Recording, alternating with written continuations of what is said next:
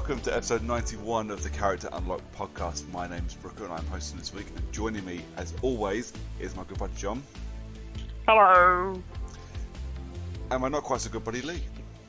Hello, it's me again. Surely at this point you're just another host.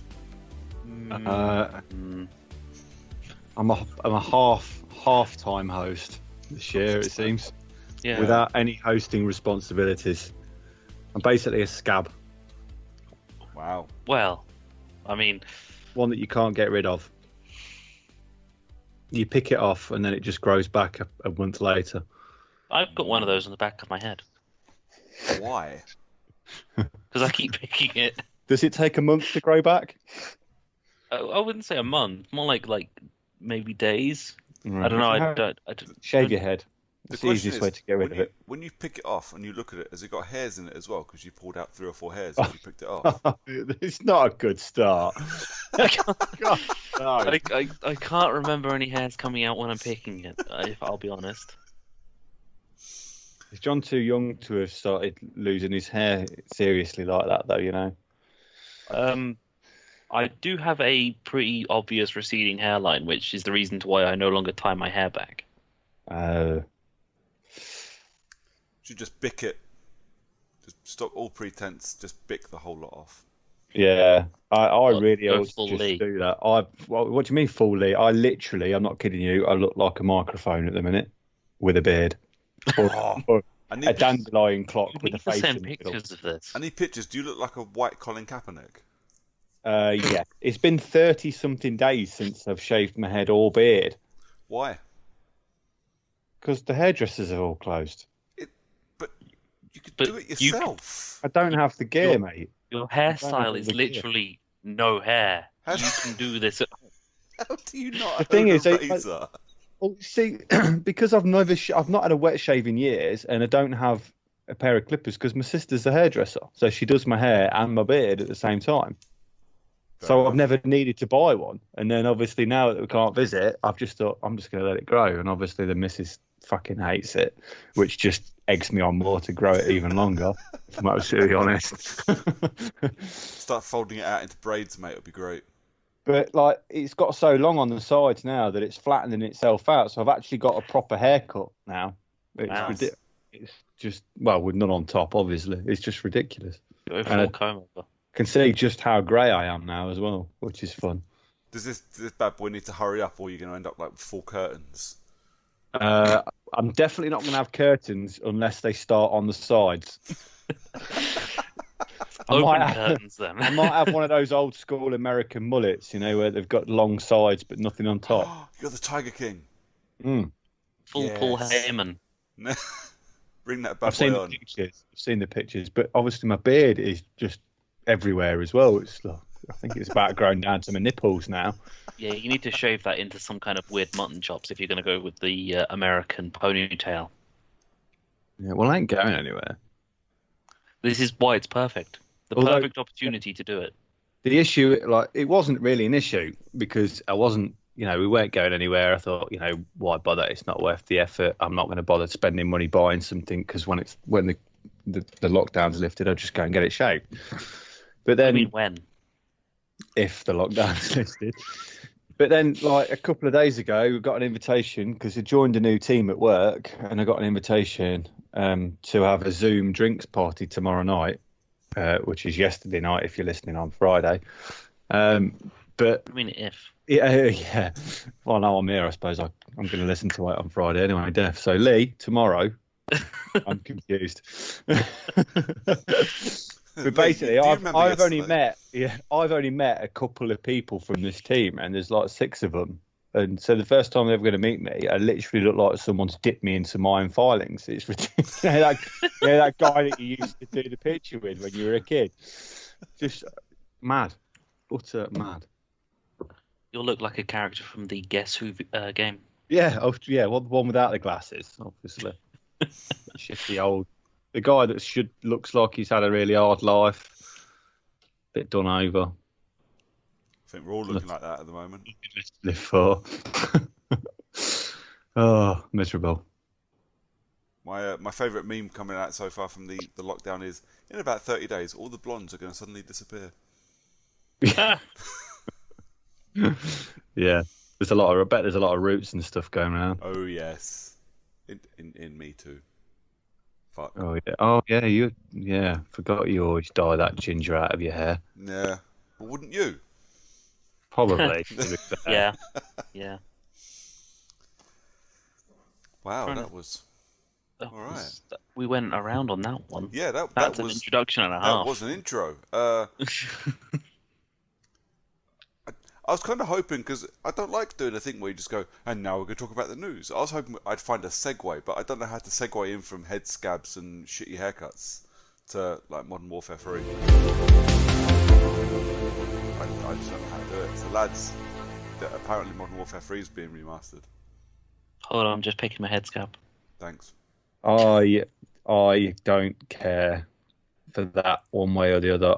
To be quite honest, I did play Modern Warfare 2. And way back when, not the newest one. So, and I know that a lot of people have said the remaster was really good, including yourself, I think. I've not played Modern Warfare 2 remaster yet. It's not available on Xbox for another week. Which one's the remake one then? Is there a remake? Or what am I? So Modern Warfare 1 had a remaster when it came out with Black Ops. The one with soap in it, and they remade the story and redid the. Oh. The remake is the current Modern Warfare, which is available now. Oh, I'm so confused. So you have Modern Warfare Remastered, which came out with Black Ops. Was it Advanced Warfare or Infinite Warfare? One of those two. Yeah. It was a remaster of the original, wasn't it? It was rumoured for the Modern Warfare 2 remaster campaign to come out with Black Ops 4 because Black Ops 4 doesn't have a campaign. Yeah. So that was the original one from 2010 or whatever. And then the Modern Warfare that came out last year was a soft reboot / remake / right. Okay, yeah. / original story, just with new character, the same character. Right, that's the one that I've not played yet. That you guys liked, didn't you? So I mean, I will get to that at some point. But I don't think I ever played Modern Warfare 3. I'd have to check my achievement list. Modern Warfare 3 I enjoyed. I know a lot of people didn't for the campaign. But I really liked Modern Warfare 3, but by this point I was quite heavily invested in the story of Soap and Captain Price, so I just wanted to see it continue on. Yeah.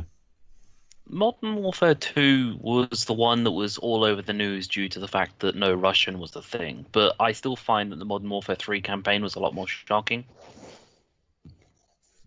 Okay.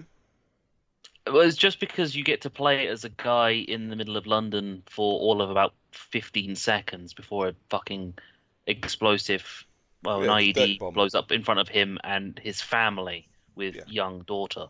Yeah, you had that was the dirty bomb explosion in London, wasn't it? Yeah.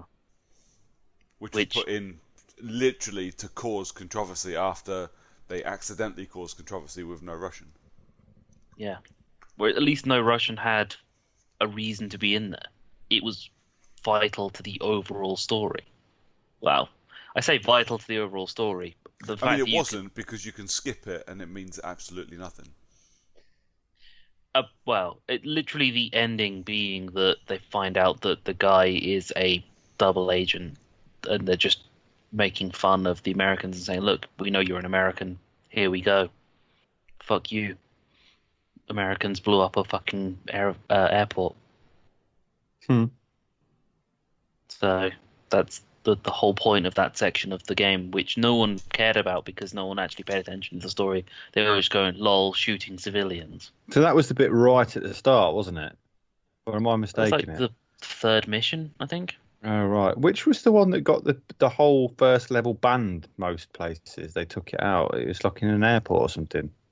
No, is that the same thing? Yeah. Oh, okay, right. It was like it was like literally the third mission of the game. So, I thought it didn't get it banned. Instead of stopping the game from being released, what they did, Activision and Infinity Ward put in a thing to say this happens. There is a very shocking, insensitive moment. It means nothing. You can play the game without playing it. So if you wish to skip it, tell us now and we'll skip it.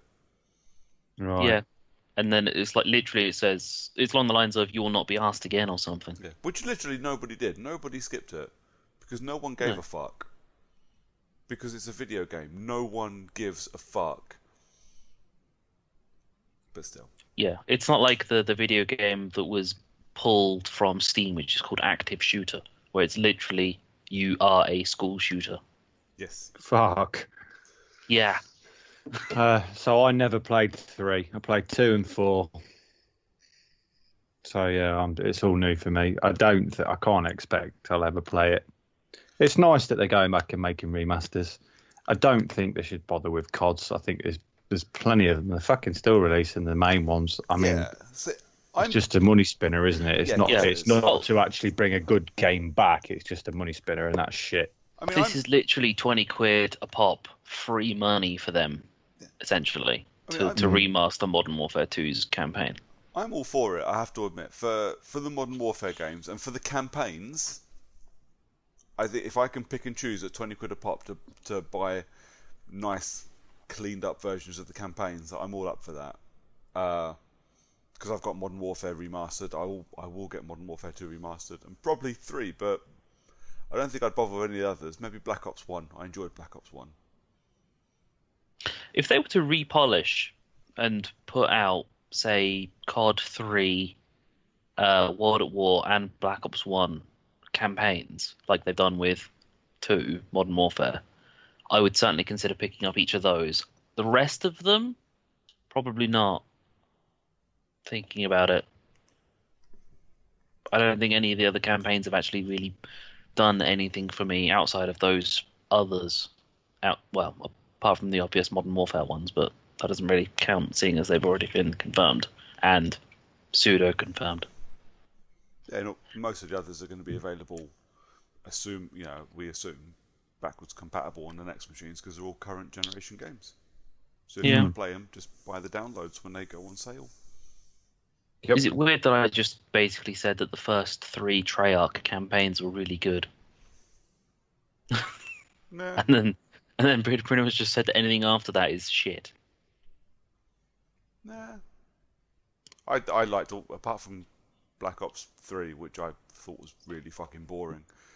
Was that the one that had the X-ray sniper rifle? I have no idea. It was the one with it was all robots. You were fighting nothing but fucking cyborgs, and it was so fucking boring. I can't remember if it was 2 or 3 that had the sniper rifle that you could just see through like 6 feet of concrete and shoot someone. I think that might have been 2, because there was past and future levels in 2, wasn't there? So I think that might have been 2. Well, that's totally realistic. You can see through 6 foot of concrete. Imagine if they did that in like dams, and you just had a pair of glasses that could see through 6 foot of concrete. You could just stand in front of a dam and watch all the shit going on behind it. That'd be mad. Yes, dam. Depends on which side of the dam you're on. With things that could yes, see through the walls. Well, you know, but you're in Milton Keynes, mate. So I wouldn't expect you to want to look through people's houses. That'd be ugh. There's no dams here not either. Milton Keynes. I think if I wanted to see through 6 feet of concrete, Vegas certainly springs to mind. For dams, anyway. Anyways, I think we've exhausted that bit of conversation. Unless anybody else wants to talk about anything, anybody wants to talk about anything else. The only other thing I've got on the list is the Crisis Twitter account suddenly went active after like 3 years of fuck all a couple of weeks ago. Super weird. And not so much now. And it's now been confirmed we're getting a Crisis remaster on PlayStation 4, Xbox One, and Switch. The fuck? It's technically still a remaster even to go onto Switch, because Crisis 1 came out before previous gen. Yeah. So it's still technically HD is a remaster. It came out 2007, I think Crisis originally came out. And then that got remastered or re-released on console a few years ago. Yeah. Which was not the greatest. It came with 3, wasn't it? I'm pretty sure it was part of the 3 bundle when you bought like the special edition. Back I when don't know. multiple tiers worth of games was even a thing. I bought Crisis 1 remastered separately, I believe, because I was desperate to play it. Because I loved Crisis 1. Crisis 1 is legitimately one of my favourite shooters, apart from one really fucking annoying section in it. That annoys everybody. Everybody that's finished Crisis hates the same bit, so that's okay. Yeah, but Crisis 3 had the weird camo suits and bows and arrows. I didn't finish Crisis 3, it was boring. Man, I don't know if I remember the first Crisis, but just, other than the fancy suit, I don't actually remember anything about any of them. And I'm positive that I've played all 3. So, I didn't get on with Crisis. I fucking loved Crisis 2. I'm pretty sure... No, I didn't Platinum Crisis 2 because there was a multiplayer achievement, multiplayer trophy that just drove me up the wall, so I didn't bother. But, like, I managed to stealth Crisis 2 on the hardest difficulty, so I got into, like, 3 battles the entire game. It took me forever, and I'm pretty sure the wife was ready to kill me the amount of times she heard the fucking TV going, cloak engaged. Because it was constant. Like, the only thing that came out of my TV for about 12 hours was just cloak engaged. Subtle. Yeah, it was hilarious. Because she's going, and I swear, like, after about hour 4, she's going, will you just fucking stop it? Just shoot something. Just do something else with your games. It's not saying the same shit over and over. Mm-hmm. To the point where killing everyone is the stealthy option. Yes. It's the safe option for me. I really enjoyed Crisis 2. Crisis 3 I thought was quite boring, but actually what interests me more, there's a couple of rumours going around like the last couple of days that the expansion to Crisis is going to come with this remaster. So it was called Crisis Warhead. Okay. Where you played as a character called Psycho, who was basically Jason Statham. Nice. He was awesome. Warhead was actually a really, really fun campaign. Because this is back in the days when I used to play games on PC, man. And I built my PC with the specific goal of playing Crisis in the highest quality possible. So that would be, a standard PC in today's day. Well, yeah, but this was 13 years ago. Exactly. Like, That's the point. You got to remember, I spent maybe $2,000 on my computer to get it running Crisis in Ultra, and then fucking Warhead came out, and I had to spend more. That's the thing, is that 13 years ago, Crisis in Ultra is basically just today's standard build. Yes. But it's Not still sure if Crisis was that far ahead of the curve, or if it's just that no game has really even considered getting to that level since. But it was quite ahead of the curve, because it wasn't just about like the quality of the graphics, it was about the draw distances, the things your computer was expected to do. What was it? Because Crytek used to say like real time all the time, didn't they? So that was what clocked PCs and made them burn out, was the amount of compute it needed. Which is why actually when Crysis came to consoles, it still didn't look as good as it should have done. Some of it looked a bit smoother, and everybody got a slightly newer character model, but it still didn't play quite as well as it should have done because consoles didn't have the architecture on the PS3 and the 360 to do what PCs were able to do a few years beforehand. Mm. Now, however, I am very excited to replay Crisis. And I'm very excited to drive my wife mad with the TV constantly going cloak engaged across my very loud sound system. But the thing is, have you got that kind of time and effort in you for a game anymore? Because obviously, I used to play games like and do crazy shit like that, but now I don't do stuff like that anymore. Probably not. In reality, what I would do is I'd probably be buying the game and whacking it onto easy and running it through just to say I'd played it and just to enjoy it, which tends to be my default option when I play games now, is stick it on easy and just enjoy the story. Yeah. You're also playing Crisis 1 with a fucking controller. Which I've done before. I definitely platinumed Crisis 1 when it came out on the PS3. It's not difficult. There's no multiplayer, so it's all about the in-game. So it's pretty easy to do. If Warhead comes out, Warhead did bring a multiplayer component with it, but I doubt it will sell well enough to make it worth waking up servers to play it. I don't think the multiplayer will come with it. Crisis multiplayer was always dead. You know, the Warhead multiplayer wasn't. Warhead multiplayer was quite busy. I remember spending hours on that, but Crisis 2 and 3 multiplayer was always dead. So I don't think. But that's almost any multiplayer to a game that isn't Call of Duty. Is that the multiplayer dies pretty quickly when everyone realizes you can't just play it as Call of Duty and just sprint around and do whatever the fuck you want. You actually need to put a bit of time and effort into working it out. It's like the Assassin's Creed multiplayer.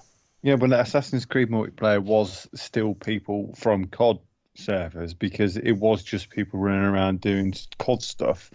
No one actually played it legit. The thing was, the people that played it legit ended up playing in private groups with other people that played it legit because we used to get abuse from the COD players for wiping them out. Yeah. The amount of abusive messages I used to get on Assassin's Creed multiplayer because I was really fucking good at it and I spent hours on it.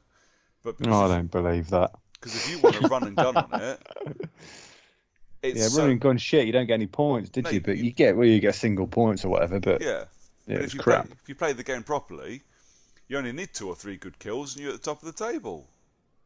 It was great. Yeah, but they wanted to sprint around on rooftops and but this is my point. So we used to, the people that used to play it properly wipe out these people that used to just run rooftops and shit, and then we got nothing but abusive messages for not playing the game properly. Fuck you, mate. I used to have a group of like 4 or 5 people that we used to just play Assassin's Creed multiplayer together because it was much more fun playing with people that wanted to play it. Yeah, but you weren't playing it properly because you weren't running around on rooftops. No. Come on, Brooks, you should know these things by now. Yeah, I find a lot of multiplayers that I know either don't have something special about them or don't fit that COD standard seem to suffer. Yeah. Especially during that period of gaming as well, when Crysis came out originally, that was the period of gaming where every fucking game had a multiplayer with it. Yes. So there were so many games that you would spend ages trying to get into a match to see if it was actually any good, and then it was shit anyway. Spec Ops. So there was half an hour wasted. I can think of a few. There was, I won't sit here and list them, but there was just like, I can just remember images in my head of sitting waiting in groups, just waiting for that last person to join, or just boring shit like that. Do you know? I'm so glad I don't do it now as often. No, see, I'm the same. Do you know one of the most disappointing experiences I had trying to get a multiplayer game? I say recently on the 360 and PS3 era, so was a while back. Homefront, the original Homefront. So the original, well, the game was a bit naff, but I really enjoyed it. But the multiplayer was fucking superb. I had quite a few like really good games with the multiplayer, and it was so much fun. But no one wanted to play it because the single player was so naff. Standard. It's a bit of a difference though in comparison to the standard, isn't it? So yeah. Interesting. I never played either the multiplayer or the single player, if I'm honest. Now people don't care about what the single player is like as long as the multiplayer is spectacular. Well, actually, no, that's a lie. It's not even that the multiplayer is spectacular. It's just the multiplayer, it fits the mold of the current crop. Yeah. Well, see, I can't remember the last single player game that had a multiplayer on it where it was specifically sort of more orientated towards the single player story wise, that had a bolt on. I can't even remember the last one that had a bolt on. So many just don't bother no more. It's great. Doom.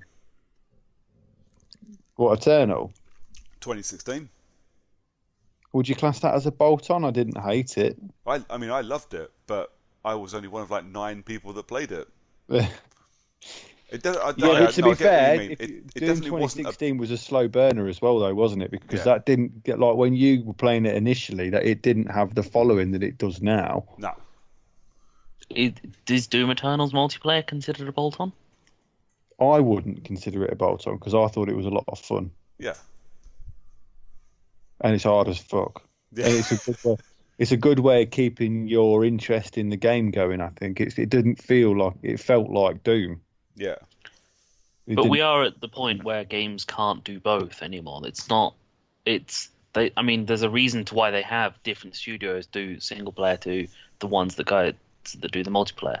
Hell, you even get different studios design the game to the one that fucking does the service of the game these days. So Yeah, you've we'll got a take some. studio that goes out there and builds the game, and the next one builds the fucking multiplayer, and they've got a third one that goes, oh, by the way, we're going to look after the multiplayer for the next 3 years worth of cycle, while the other guys work on the new game. It's crazy, ain't it? Really. Well. Well, And then fingers you've got, crossed that we don't go back to an era of bolt-ons then. Yeah.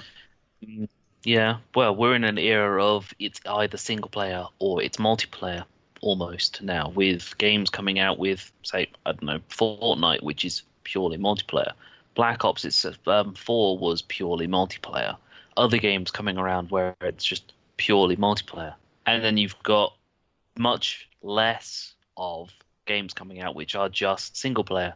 And I'm going to throw The Witcher being in this one because it's the only recent one that I've played, even though it's from like 2015. It's so cool that you bring up The Witcher, because I can bring this back to Crysis now. True. Because the guys that ported The Witcher to Switch are the same guys that are working on the remaster for Crysis. Nice. I think it's Saber. I think that's the company, Saber Interactive. If The Witcher's on Switch, it's going to be really expensive. The Witcher is on Switch. Like I said, it's going to be really expensive, but It's not that. I don't think it's overly expensive, but it is obviously, it comes with the additional Switch tax. yeah. Yes.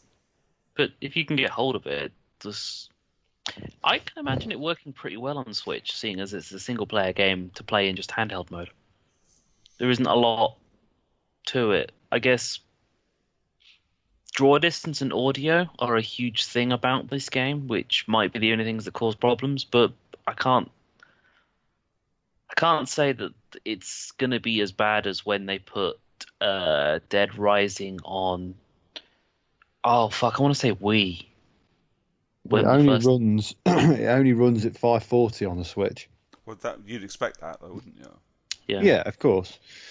I'm guessing it looks better if you play it on the little screen than if you play it in TV mode. Because if you're playing it in TV mode, if you're playing The Witcher in TV mode, you may as well have fucking bought it on the Xbox. No, that's in handheld mode. It plays at 540. Yeah. So I'm just trying to think. I mean, in comparison to, say, Dead Rising for Wii, when it moved onto there from Xbox and PlayStation, was that Dead Rising... Oh, it was just Xbox, sorry. There's the Dead Rising on Xbox had, like, hundreds of zombies on the screen, but on the Wii version, it was, like, 7.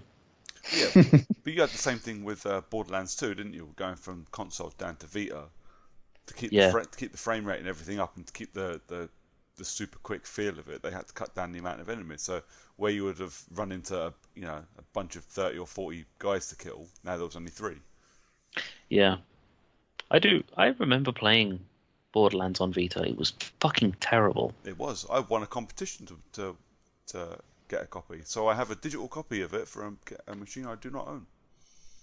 Yeah, you could own one if you wanted to. No, I'm good. Don't need one. I still have mine. It's sitting underneath I genuinely my don't know. bedside table. I've platinumed the only game I ever wanted to play and platinum on it. I don't need it anymore. Yeah, mine literally is sitting underneath my bedside table. At this point, it's been under there for so long that I'm actually concerned that it doesn't exist anymore. It just vanished into the ether. It's become home for spiders at this point. Fair enough. So the company that is Saber Interactive that are doing Crysis Remastered. They also did, like I said, The Witcher 3 Complete Edition for Switch. They also did Vampire, last year's Vampire for Switch. I still need to play that. Yeah, it is alright. And now it's got a proper story mode difficulty. I might go back to it because it felt completely unbalanced if you were trying to be a good guy, because you still rolled into a boss fight that you needed to complete and couldn't because you were completely underpowered. They've done the remaster of the Ghostbusters game. They worked on World War Z.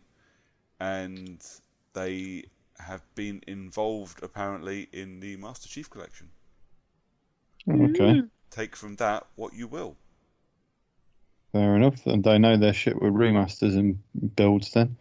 I was going to say, I'd imagine the Master Chief Collection would be just a random extra section. Well, they were also involved in Combat Evolved Anniversary as well, so I don't know, mate. They might have actually had something to do with the development of it. In that case, they're probably a remaster specialist. Well, it does look like it. To be fair, I did name 3 remasters in that list. There's something to give it away, really, wasn't They're it? literally just there to go, you know what, we can code this to look nicer. But some companies are doing, well, it's a Bluepoint do something very similar. Bluepoint are mainly known for remastering games, and they've done a damn good job of it. All the games they've remastered have been great.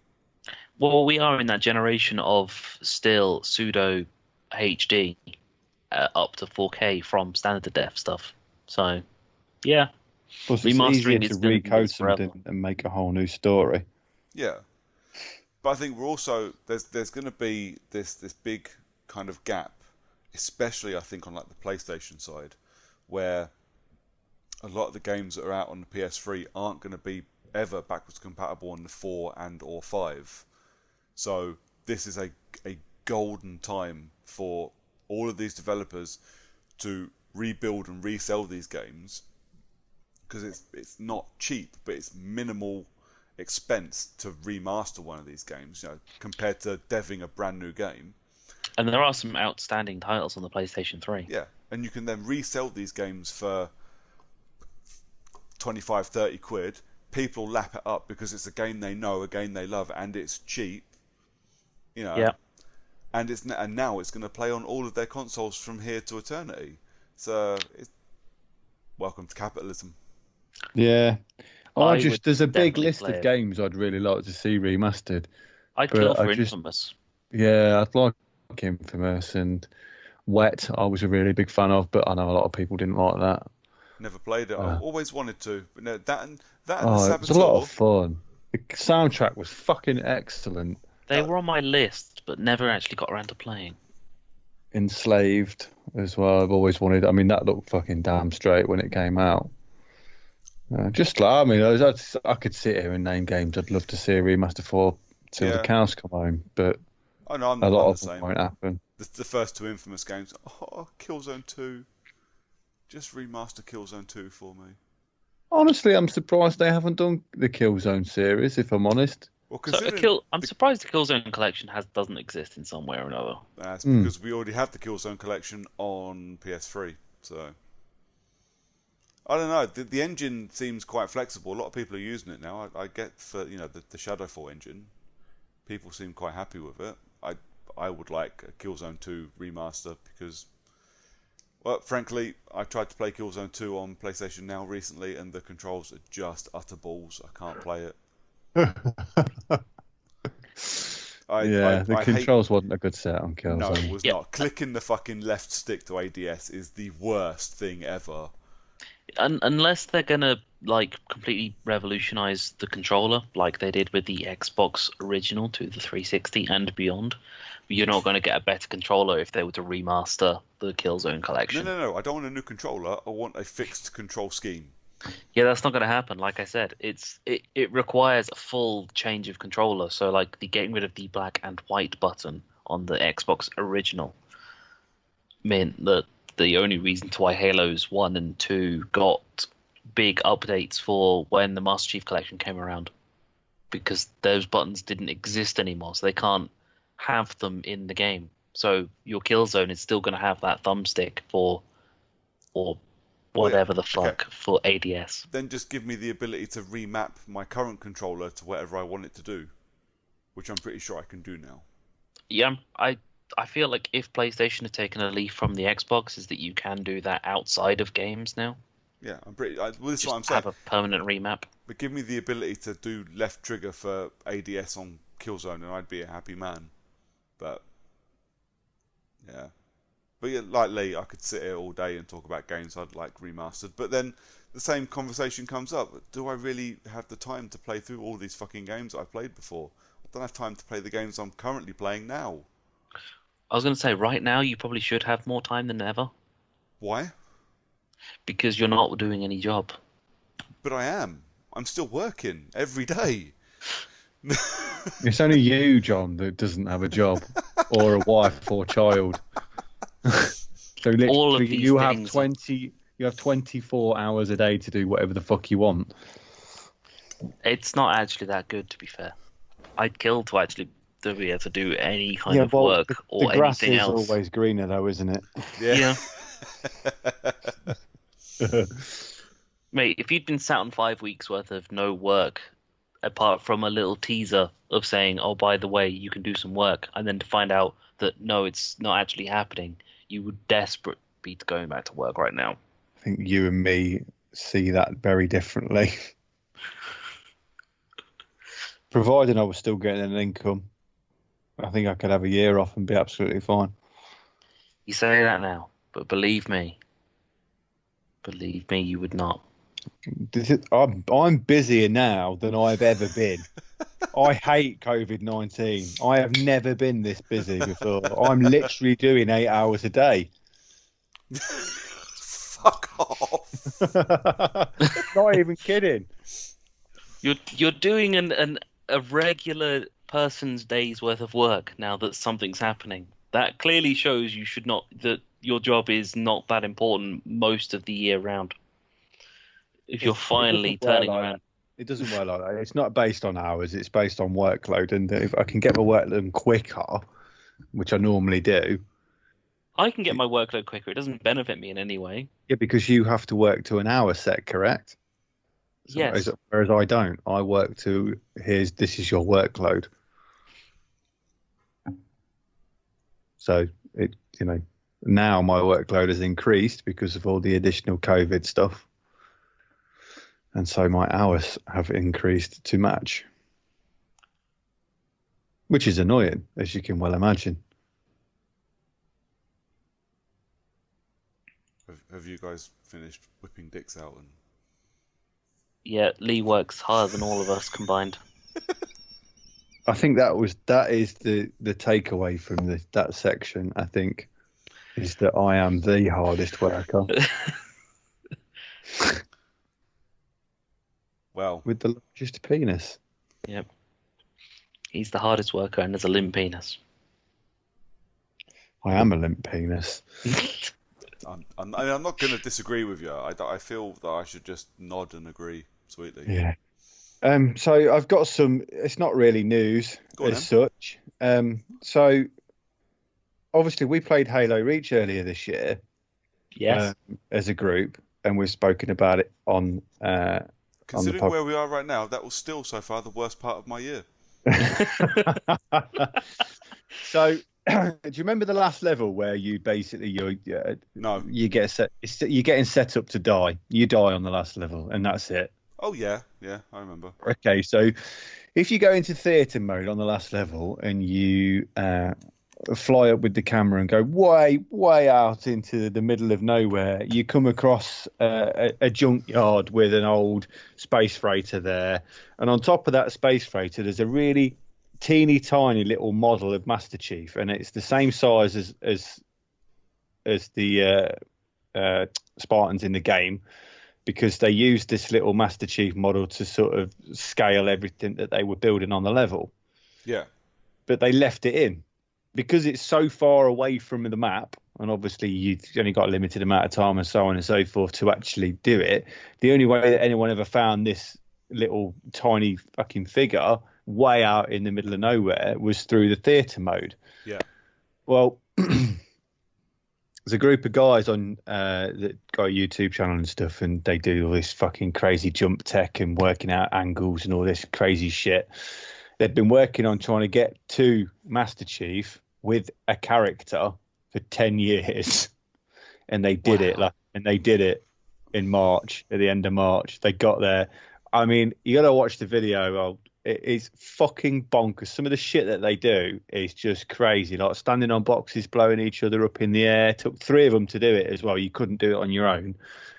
It took 10 years, and you had to land absolutely dead on top of the model Otherwise, they'd just fall off the map and they'd have to start the whole level again because they would die. There's no respawn on that level, so you imagine how hard it was. I mean, I can imagine how hard it was, but also, Why? well, it goes back to, I've literally just said I don't have time to play the games I want to play, and these guys have spent 10 years trying to do the most pointless thing in a game ever. On Yeah. a game that you don't want to play. I mean, the fact that it's on a game I don't want to play is immaterial. The fact that if somebody told me there was a hidden model somewhere in the middle of Doom Eternal or Killzone 2 or something, that, you know, a game I'd like and a game I would happily play again, But it would take you 10 years to do it. I would still say, that's really cool.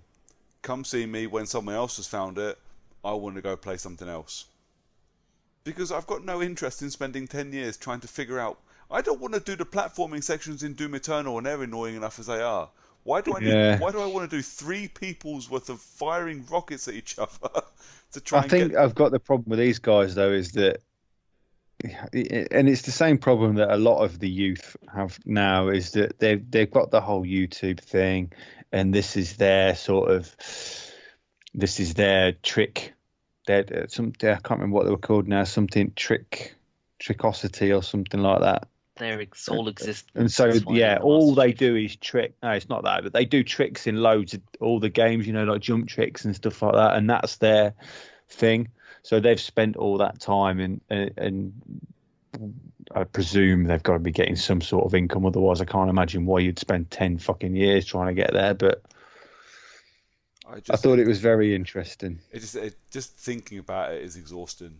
Well, yeah. I mean, you'll have to watch it. It's what they had to do was just insane, and they show you they're working out as well, and sort of their angles and their exact spacing that they needed to get onto, and to coordinate that with 3 people to land on this fucking model was just bonkers. Don't get me wrong. I'm not for a second saying what they've done isn't clever, because the effort involved in doing it is a gargantuan amount. But at the same time, just fuck off.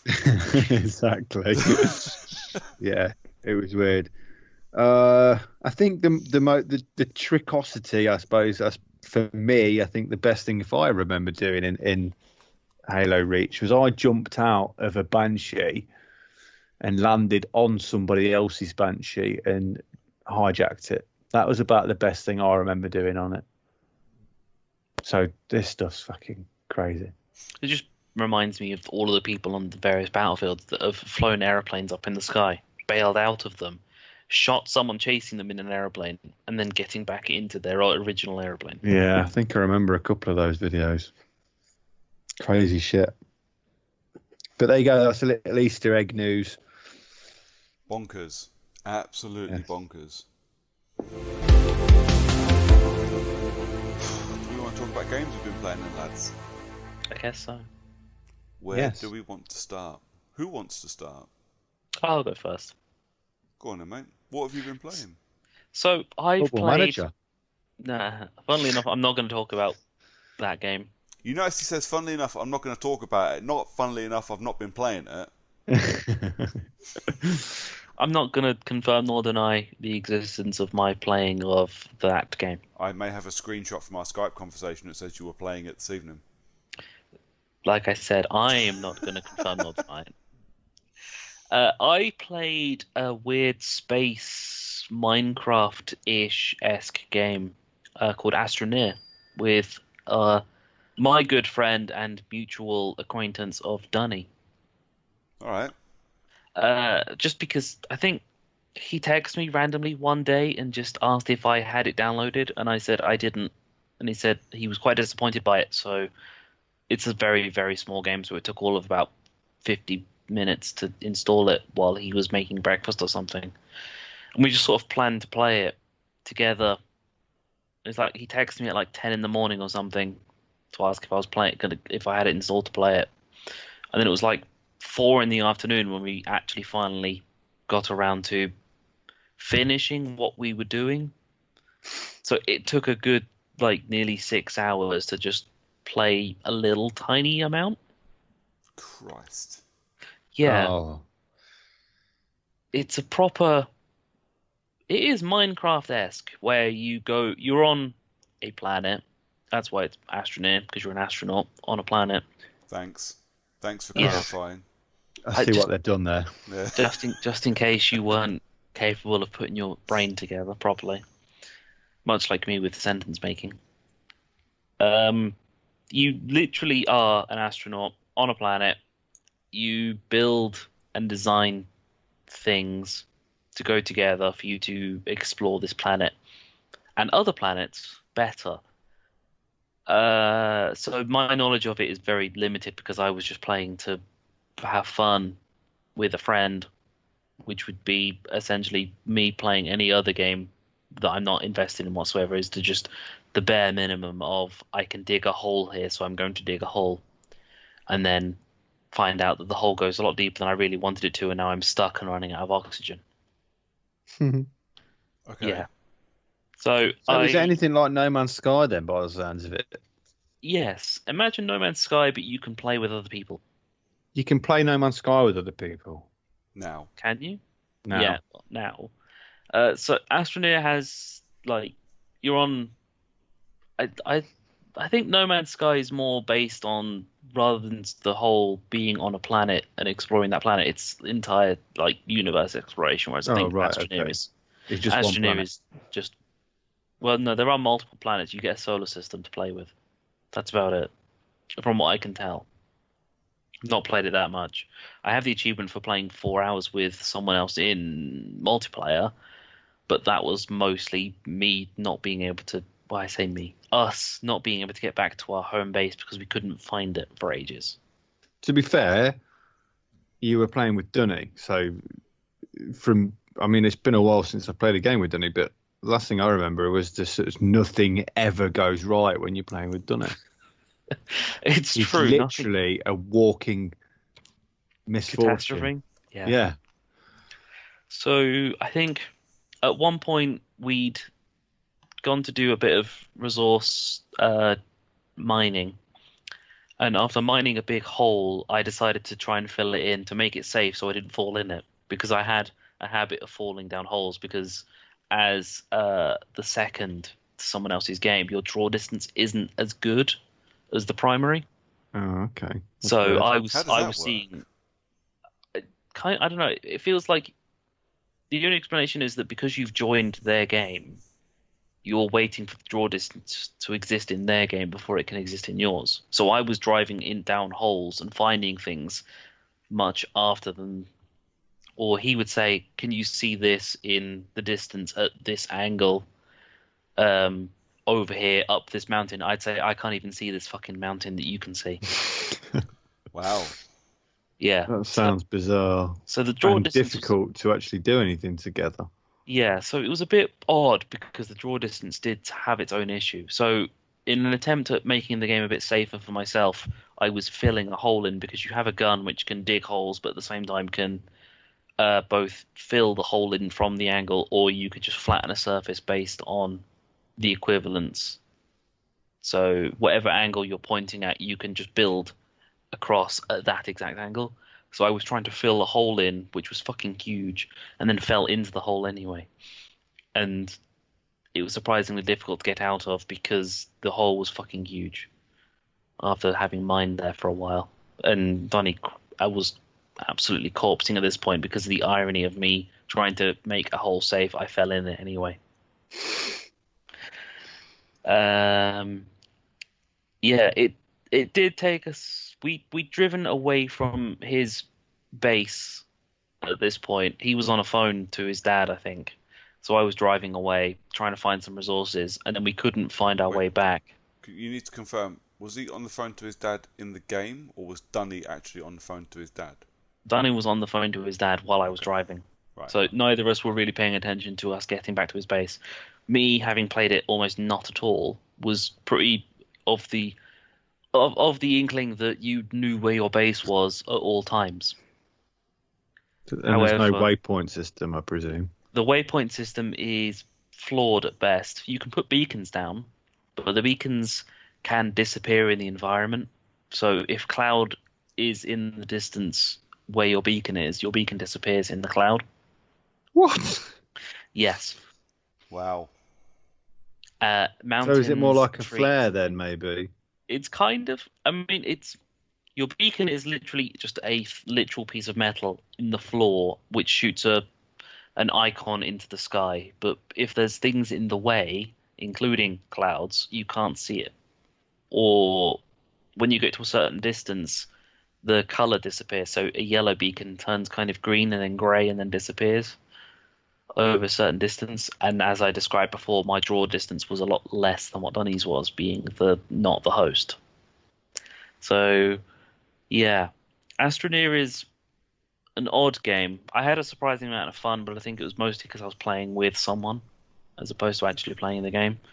And having driven around for a little bit of time, like the smallest amount of time you can imagine driving around, like just to find stuff and resources, then spending the next maybe 3 hours trying to just drive back home because you don't know where the fuck it was, getting lost on a planet that's not that big, and both of you exhausting the ability to use the respawn back at base option and then flying up into space in the rocket ship to try and guide someone back home again.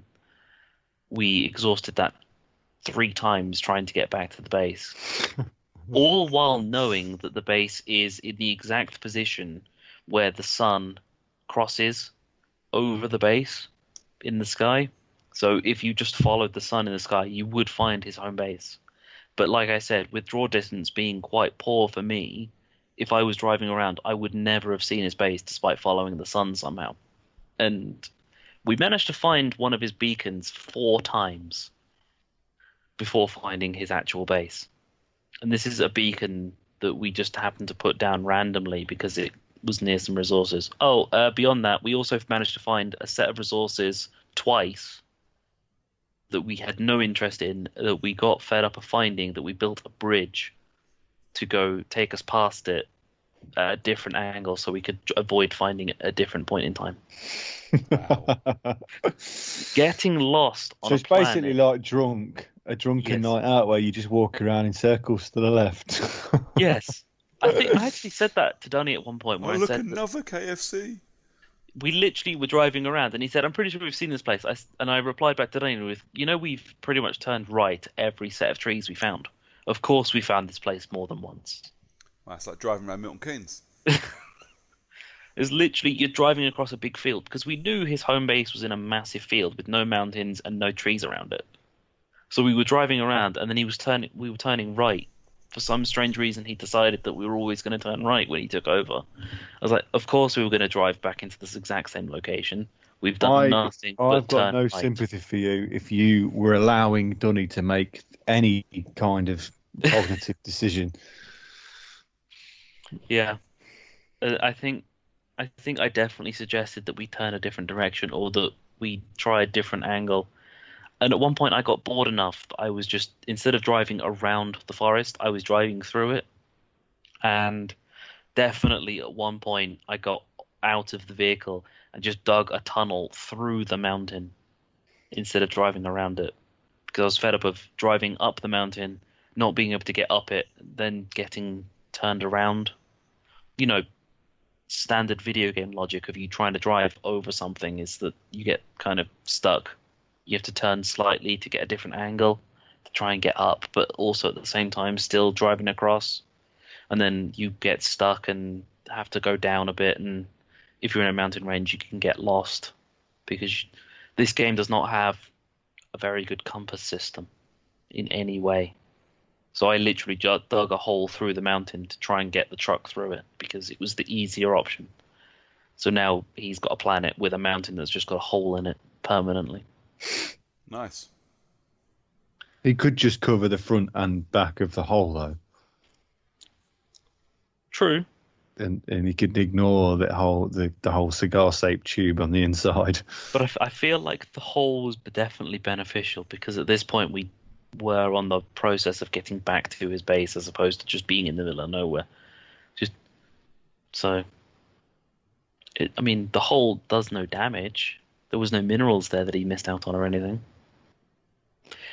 But Astroneer is definitely high on my list of games that we could consider playing at some point. The only problem with it is that, like I said, I was playing for a good maybe 6 hours, and we only did about 30 minutes of actual gaming before we got lost and could not find our way back to our base, and we're just driving around like absolute fucking lemons. Well, assuming we don't play with Dunny or let you drive, we might actually be all right. It's a small game and it's on Game Pass. It was surprisingly fun, and you do lose a lot of time just trying to get just the smallest thing of just getting home. So yeah, that was my other game that I've played. Fair enough. I'm not sold, No, if me I'm neither. honest. Mostly because I I'll be honest, liked No he Man's lost me Sky. at Minecraft in space. Yeah, I see. I like No Man's Sky, which was basically Minecraft in space. And then I went back to it recently to have a replay and played it for a couple of nights. And yes, they've made loads of updates, but it is still No Man's Sky. And it's just a bit basic and a bit boring for me.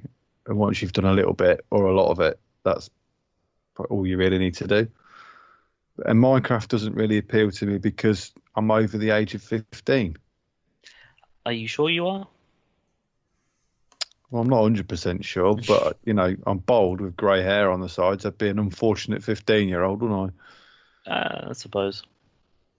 Or the most fortunate 15-year-old, because you can go out and buy beer. I? Yeah, but how many people have you ever met that are rich that went, oh, I'm only rich because I looked 18 when I was 15?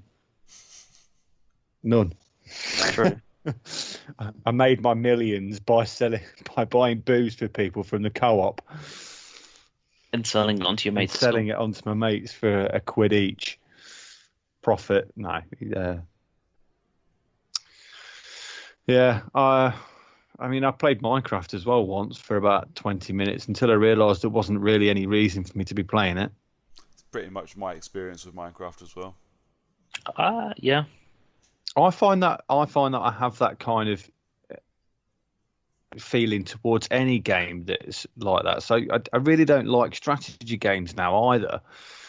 I know John was talking about 2 Point last week, and a couple of months ago now, I was playing Jurassic Park Extinction because it was on Game Pass. But once I've played them for about a couple of hours or a couple of days, I'm just bored of them because it's just tedious after that. Yeah. I think I just need the action now and the story. And Gears Tactics is soon. I liked Gears 5. Is Gears Tactics like? I think XCOM. Yes. Yeah, see, I've not played XCOM either. I'm trying to think. Gears Tactics is based on someone's dad, I think. Or no, main character of Gears 5. I want to say granddad. Okay. The big chief guy that you meet in the village. Yeah. No, that's her uncle. Okay. No, her granddad is the granddad in a loose sense, because technically. Wouldn't How her can it be granddad in a loose sense? You're either granddad or not, man.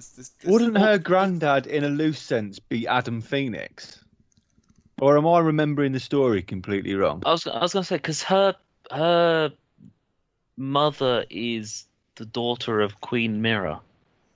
And didn't Queen Mira bang Adam Phoenix? Maybe. Or something was definitely going on there. So I think her mother was a genetic mutation from Queen Mira, and that's the whole point of the fact that she is also the same kind of mutation. Oh, I've got fucking no idea what's going on in the Gear storyline anymore. No. It's a storyline that doesn't make sense with burly men. I mean, they're great games, but yeah, the story's completely lost me. Yeah. I mean, they are another game though that I played 5. 90% of 5 that I played was with you guys, so I missed most of the story. Yeah, you did.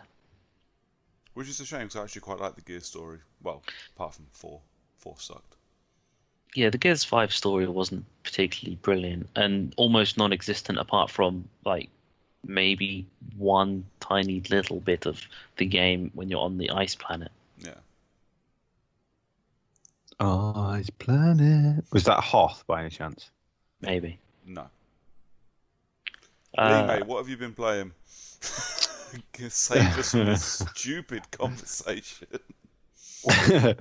So, I mean, I played the one game that we played together. So, obviously, we'll discuss that last, I presume. Yeah. I played Final Fantasy Remake, Final Fantasy VII Remake.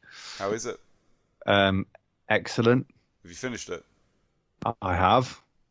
Good. And I'm about 3/4 of the way through on hard. Fuck that. So, yeah, thoroughly enjoyed it. Looks great.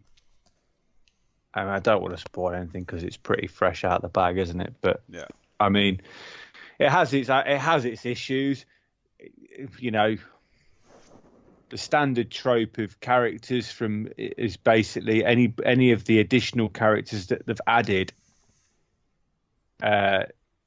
into this game feel Japanese, even though they don't look Japanese. They've got that whole, I don't know. It's just that the way that they sort of portray characters it's very manga-esque. Yeah. So there's a couple of characters in there that annoy me a little bit. One in particular is called Johnny. I just thought he was a massive prick. I didn't like anything to do with him. Thought it was crap. Was he a bit of a Johnny? He's just fucking. I don't know. I just don't know why they're bothered. He's such a fucking idiot. Runs around with like open. He's got a jacket on but no top underneath, and he's got a bold chest. Fuck this! This is ridiculous. Who added this wanker? I mean, the rest of them, I guess. Like, if you like, in your case, because I don't think you played the original, have you? Yes. So in your case, you have. Yeah, well, of course I whoever has, people that haven't played the original, then they would walk in, and quite a lot of these characters would feel like that in the original game. They've got ridiculous text and they're talking ridiculous shit. Yeah. But obviously, I think what they've done here is they've obviously realised that 80% of the people probably that buy this are going to be fans of the original. So they've gone over and above with the main character set, and they're all fucking brilliant. And in fact, they're probably better now than they were in the original. I don't know whether it's maybe that you've just because they look realistic and everything, and they're talking now instead of just reading text bars. It just gives you a bit more feeling towards them, so they feel good. But then just the little things like, all the adults are great. Why can't they get kids in to record lines for children? What is it about games that they just think, oh, we'll just get an adult to pretend to be a child? You can always tell they always sound fucking ridiculous. They don't even ever sound like, and then other than that, a few texture issues. Is this like when they have like 30-year-olds playing teenagers in horror movies? Yeah, it's just fucking weird. Like you can tell that it's not a kid, from a guy that's got a kid. You'd obviously be in the same boat as me. It's just so obvious that it's been voiced by an adult. Yeah. Well, have you tried getting a child to actually read their lines? Yeah, I could get. Fucking doing every horror film that involves a kid.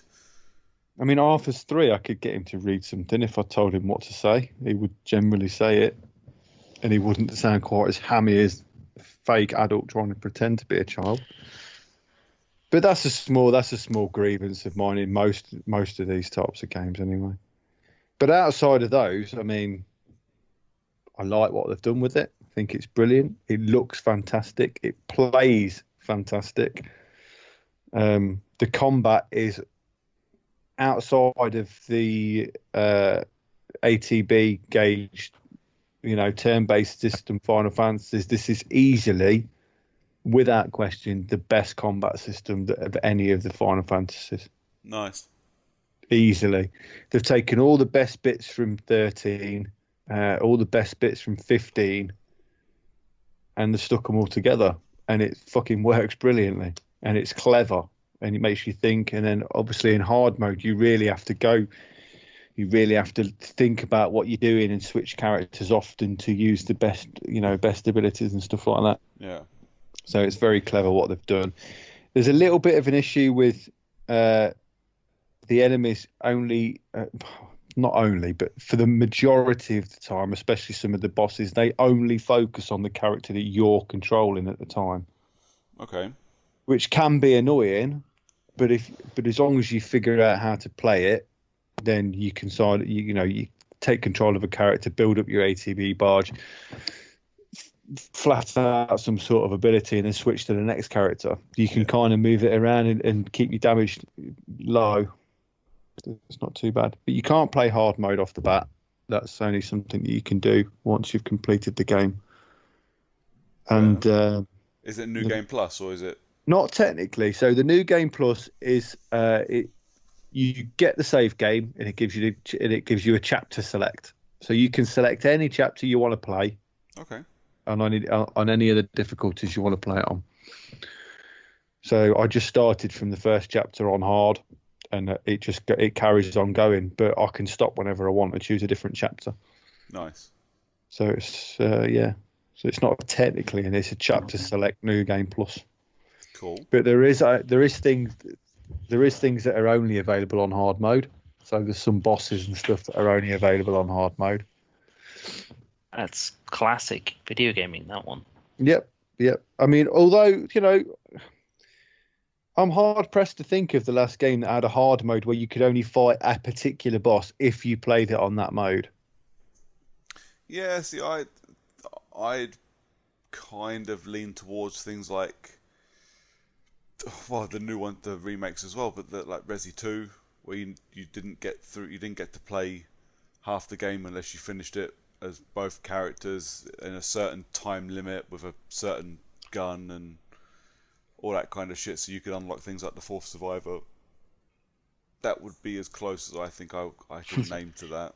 Finish the game in less than 800 steps. Yeah. Fuck that. So yeah, I mean, it's the fastest selling PlayStation game of all time, and it's opening 3-day weekend. Does not surprise me even a little bit. That's official now. I think I read that today. Not bad going for a game to release in the middle of a fucking worldwide lockdown. Well, 3.5 million units, they're saying, in the first 3 days. 3.1 of those were digital. Yeah. Which is insane, really. So once they start getting in the hard copy numbers as well, I think that'll skyrocket. And then next year's Xbox release, isn't it? They've got a year's exclusivity on PlayStation. I believe so, yeah. They've got it till 2021. Whether it'll release on the day, I'd be interested to find out. I would expect so. Yeah. It's on my shelf. I'll play it at some point. Yeah, my friend of mine, Phil, he wants to play it, and he's itching to play it. So I think I'm going to lend him my PlayStation. Nice. Once I've had enough of it, mostly because I really want to talk to him about it. I mean, it's one of those. It's made me want to talk about the storyline, and it's made me want to talk about what you think about it. That sort of thing. And it's rare that I get that. Yeah. And obviously, I can't talk about it on a podcast where loads of people won't have a fucking clue what I'm going on about. You say loads of people. Maybe 4. Well, maybe that 5th person's finished it all the way through as well. Then maybe. But yeah, I'm thoroughly enjoyed it. I think it's great. Nice. He has had a lot of flack on the internet from fans of the original, but that's to be expected from any remake, almost, isn't it? I think if fans were expecting a carbon copy, I think they were always going to be disappointed.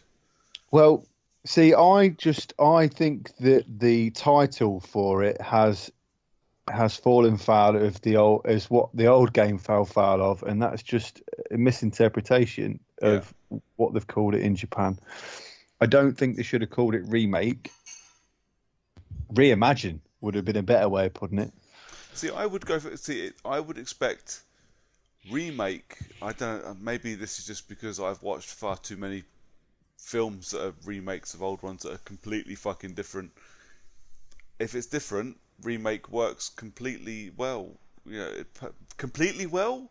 Unlike my words, which are not completely well. Perfectly I think your words are completely well. Fucking hell. reimagine would be a better word, but remake works perfectly well. But as long as you don't call it remaster, because that's something very different. Yeah. To be fair, I'm sure there is once you've played it and compare it against the original, I think there's more than likely a word out there that I probably don't have in my vocabulary that fits it absolutely bang on. Yeah. I'd imagine the closest would be a rebuild if they wanted to keep the same kind of. It's not even a rebuild, mate. It's really difficult to explain without giving any spoilers. But at the same time, I'm basically going into it a new player because I played Final Fantasy VII once when it came out, fucking hated it, and have never played it since. So you never know. This might be a nice new thing for me. The only reason I'm buying it is because I really enjoyed it. I think you'll enjoy it. Well, I think you'll enjoy it. I enjoyed the demo we played at EGX. It's the only reason I've rented it. Because I actually really I thought the demo was really fun. Yeah, the combat's loads better than that. Loads better than that demo. Nice. A lot better. Some of the bosses and the set pieces are a lot better as well. Yeah. And they look fucking great. They look great. Yeah. I can't deny that. The voice work on the main character set is excellent. I'm looking forward to seeing what they do with the big bosses because obviously, Japanese don't fuck around with their massive great monsters and shit in their games. I'm really looking forward to it. Yeah, well, obviously most of them are the same ones that were in the original, but they've done new things with them. Yeah. Which I thought was really cool. And obviously they look better as well because they're not 3D blocks anymore. Yeah. Well, I mean, the fight scenes weren't 3D blocks, but they were 2D pictures at least, weren't they? So, yeah, really good. And the only other game I've been playing is Animal Crossing on the Switch. Okay. I've got nothing more to say about that. Tell me about. I don't know what is Animal Crossing. It's just like a real life. I mean, and I don't. I say that legitimately because it's a Nintendo real life sim. That's all you. That's it. All you do is the third or the fourth Animal Crossing game? I have no idea. All I thought is I want something on the Switch that I can just stick on for half an hour and I haven't got to worry about it. I haven't got to think about it because I've got so many really cool games going on up here. I don't want to try and split my brain in stories. And obviously I play my Switch most days for about an hour in between sort of after going to bed and the dinner being ready. So yeah, Animal Crossing is not that type of game. No, there's no story, there's no nothing, you don't need to do anything. All you do is go around, you're collecting insects, you're collecting stones and fucking building shit and doing what you want and making your island. And I thought, I didn't hate the one on the 3DS. I remember putting it down eventually just because I was bored. And you get to that point where you think, why the fuck am I still playing this? And I thought, I could do that again, just so that I don't have to concentrate on anything and I don't feel obliged to sit on it for hours. And so, yeah, but the world's going mad for it, and I've seen it on an offer, so I bought it. Yeah, pretty much everybody is playing Animal Crossing that owns a Switch at the moment. Yeah, it's all right. I like it. It's all right. It turns out today I found out that so you get people moving over to your island called villagers, and you get, I think, up to 6 or 8 villages in total you're allowed on your island, and you have to collect them from other islands. So you sort of invite them to come and live at yours. So it turns out today you ask them to move to your island and they never refuse. They come to your island 3 days later and move in if there's somewhere for them to live. It turns out I didn't realise until today, but when I was looking on a website and it was telling you the most desirable characters. It turns out I've got 2 of the most desirable villagers. One called Raymond, who's a little cat. A little sort of hipster cat, and then one called Judy is just like a little teddy bear. She walks around singing all the time. So these 2 aren't available on Amiibos, so you can't force them to come to your island. And I think there's up somewhere up in the region of 400 potential villagers. So these 2 are obviously luck onto them. Yeah, so these 2 are high demand because you can't force them, and so it's just a random game of chance of when you have to go over to these Nook Miles Islands, and they're there. So I got lucky. But people are I'm not kidding. People are selling these characters on eBay for fucking stupid money, like 30 quid. Oh. Fucking hell. And stuff like that. So basically, the general gist is when I was reading into how you do it all and stuff like that. The general gist is you tell the person, Raymond, let's say, that you don't want him to live in your village anymore. He packs up all his shit on the day. Yeah. And then he moves out the next day. So what you do is you sell it on eBay, for instance. Yeah. Then when you've sold it, you tell Raymond that you don't want him to live there anymore. He packs up all his shit. The guy that bought it from your internet, you just send him your dodo code, they're called, and he'll come over to your game, go and speak to Raymond and say, why don't you come to my island then? And then he'll go and move into the other guy's island. And people are literally paying money for that because it's desirable. It's fucking mental. It's mental. People will never fucking cease to amaze me. If someone offered, like I posted it on Twitter today, if someone offered me a shitload of in-game money, I'd be like, yeah, fucking, you can take him. Because I'd rather use the in-game money than fucking dicking around collecting shit for years trying to build my house.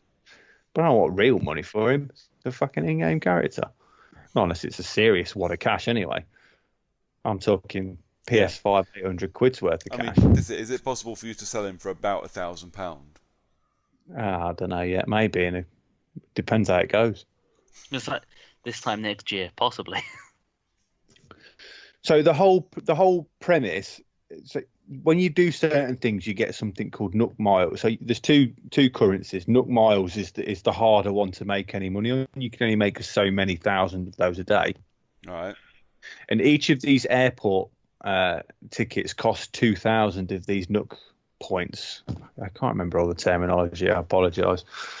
But obviously, so that gives you a limited amount of those. And I think at the minute I've been playing for probably coming up to a month, and I've got 20,000 at the moment. So I could buy 10 of these tickets. Some people on the internet, when I was reading today, have used 400 odd of these tickets to find Raymond eventually. And I'm like, fucking realise how long that takes. That is just ridiculous, because every time you use one of those tickets, you've got to go through walls of text, and then you have to connect to the internet, and then it takes you out. It's fucking insane. Just some of the stuff people do on this game is just batshit crazy. Batshit crazy. So, RNGesus is loving you on Animal Crossing, but hates you on every other game you've played. Everything else, yeah. I just find it bizarre, because all I do is I grow flowers is my thing. I spend time just growing flowers every day, and I run around collecting bugs and stuff, and occasionally I do a bit of fishing. But some of other people have built, like, you can imagine what it's like. It's no different to Minecraft, whereas you would just go and hit a couple of zombies, and someone else has built the fucking Notre Dame out of bricks. It's just same sort of shit. People just build stuff on there, but everything's tied to currency, so it takes longer. It's just crazy, mate. Crazy. But it's a nice little relaxing game. It'd be handy for you, actually, on the Switch. Probably not you. Definitely Nikita. I think she'd enjoy it. Well, Nikita has been promised, as long as she fucking behaves herself, she can have a Switch for Christmas. But because if she doesn't behave herself, can I have the Switch? No, because she's only getting a Switch Lite, but no, because £200 fucking pound. But it's handy, and it's very Nintendo, so it's obviously clean as a whistle for kids. It's good in that sense. And the collecting, the only thing that I think I find the most annoying about it is just that it's tied to real time. So you have to go back to it every day to check in on people. Not necessarily that. It's just that I because I like collecting bugs and catching fish. You can only catch certain bugs and certain fish at certain times of the year. So I started playing it in the last 2 days of March, and it turns out that March was the end of winter or whatever fucking Nintendo decided the fucking season was. But there was 2 fish that you could only catch in, like, March was the last month you could catch them until next year without time skipping. And I didn't get either of them, typically. So most people just do the time travel, though, according to the internet. Fair enough. Yeah. I don't bother with that. I can't be asked. That's more effort than I'm willing to put in. I was gonna say time stuff has been Nintendo for as long as I can remember. That's been a thing. Like DS Pokemon games were doing like seasonal Pokemon. Yeah. I don't mind. I don't mind tying things to real time if there's a way around it. If there's something because at the moment I've caught everything that's available now up until June. So it kind of negates me wanting to actually bother catching anything. In a way, I don't know. But, Yeah, but you can build a basement because no one can hear you scream down there. That's true.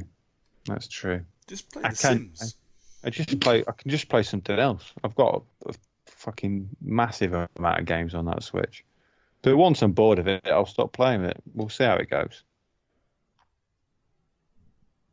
Cool. Add it to your rental list, Brooks. I'm not playing Animal Crossing.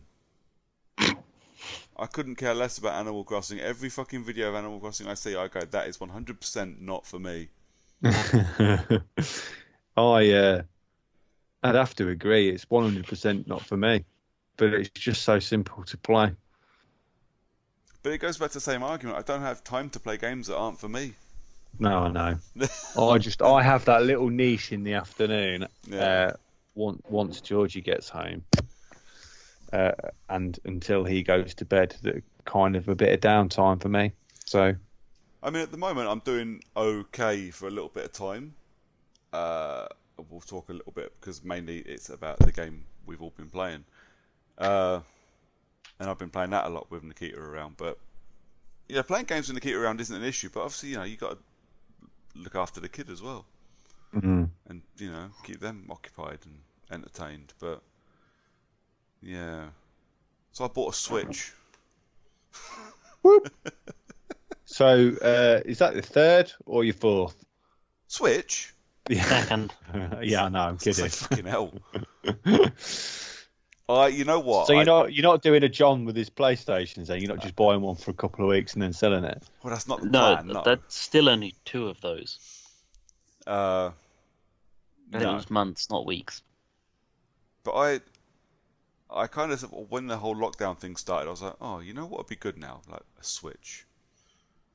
Having a Switch would have been really handy. And then all of a sudden, when I went to look to buy one, they were all sold out. Like, rare as rocking horse shit.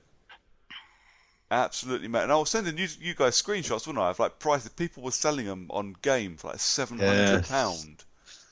I should have sold mine in hindsight. Because I could have done with a good 800 quid with the amount of games I got on mine. Absolutely fucking bizarre. I was on the Game website. I think again I was talking to you guys, and they had a sale on, and I happened to be on the website, and I bought Ghost Recon because it was cheap. It was cheaper than it was digitally, and I happened to click onto the Switch thing, and instead of where it usually was just empty, there was a whole load of Switches like waiting to be sold. I was like, ooh. But you clicked on them, and they either were showing as not in stock, or when you clicked buy now, it wouldn't let you add it to the bag. But you could tell because like 10 minutes later they were gone, and 10 minutes later they were back.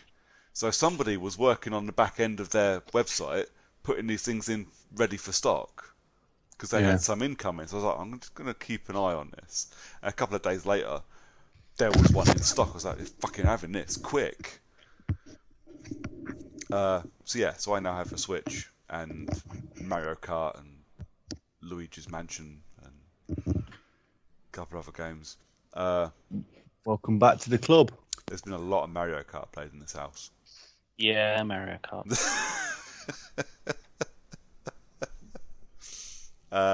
It's been fun though, to be fair. At one point I managed to get the wife playing as well, so the 3 of us were racing around in Mario Kart. It was really good fun.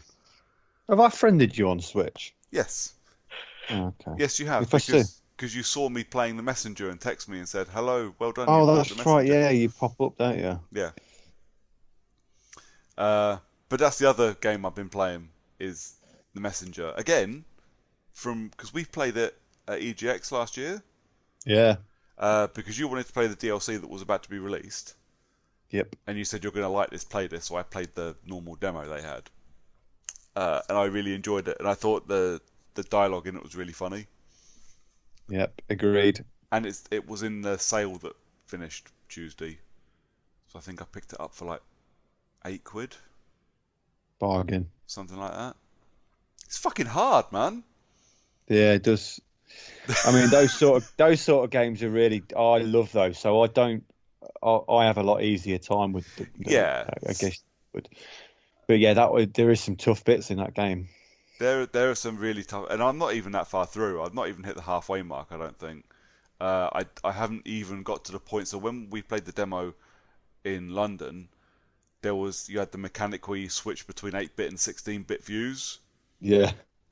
Which was fucking awesome, but I haven't even unlocked that yet, so I don't know how far. That's actually quite late. Oh, okay. So I haven't got very far through it, but yeah, it's and there are loads of these on the Switch, which is actually it's one of those things where I go, I really want to play it because of this. It's one of those side-scrolling action platformers, and it's got fucking Ninja Gaiden written all over it, isn't it? Yeah, it's Shinobi. I thought when I was saying it. Oh yeah, Shinobi as well, absolutely.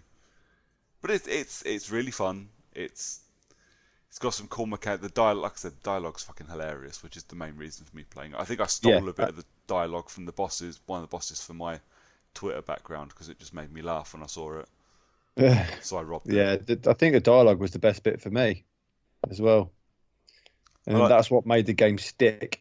Yeah, I like the shopkeeper. So a couple of times per mission, or per level, you get to go to a shop and upgrade yourself and all that lot, and talk to the shopkeeper. And the shopkeeper's always got a stupid story which made me giggle. Yeah. He's the best, one of the best characters in it. Yeah. But yeah, I'm really enjoying it, and kind of glad I've got a Switch again.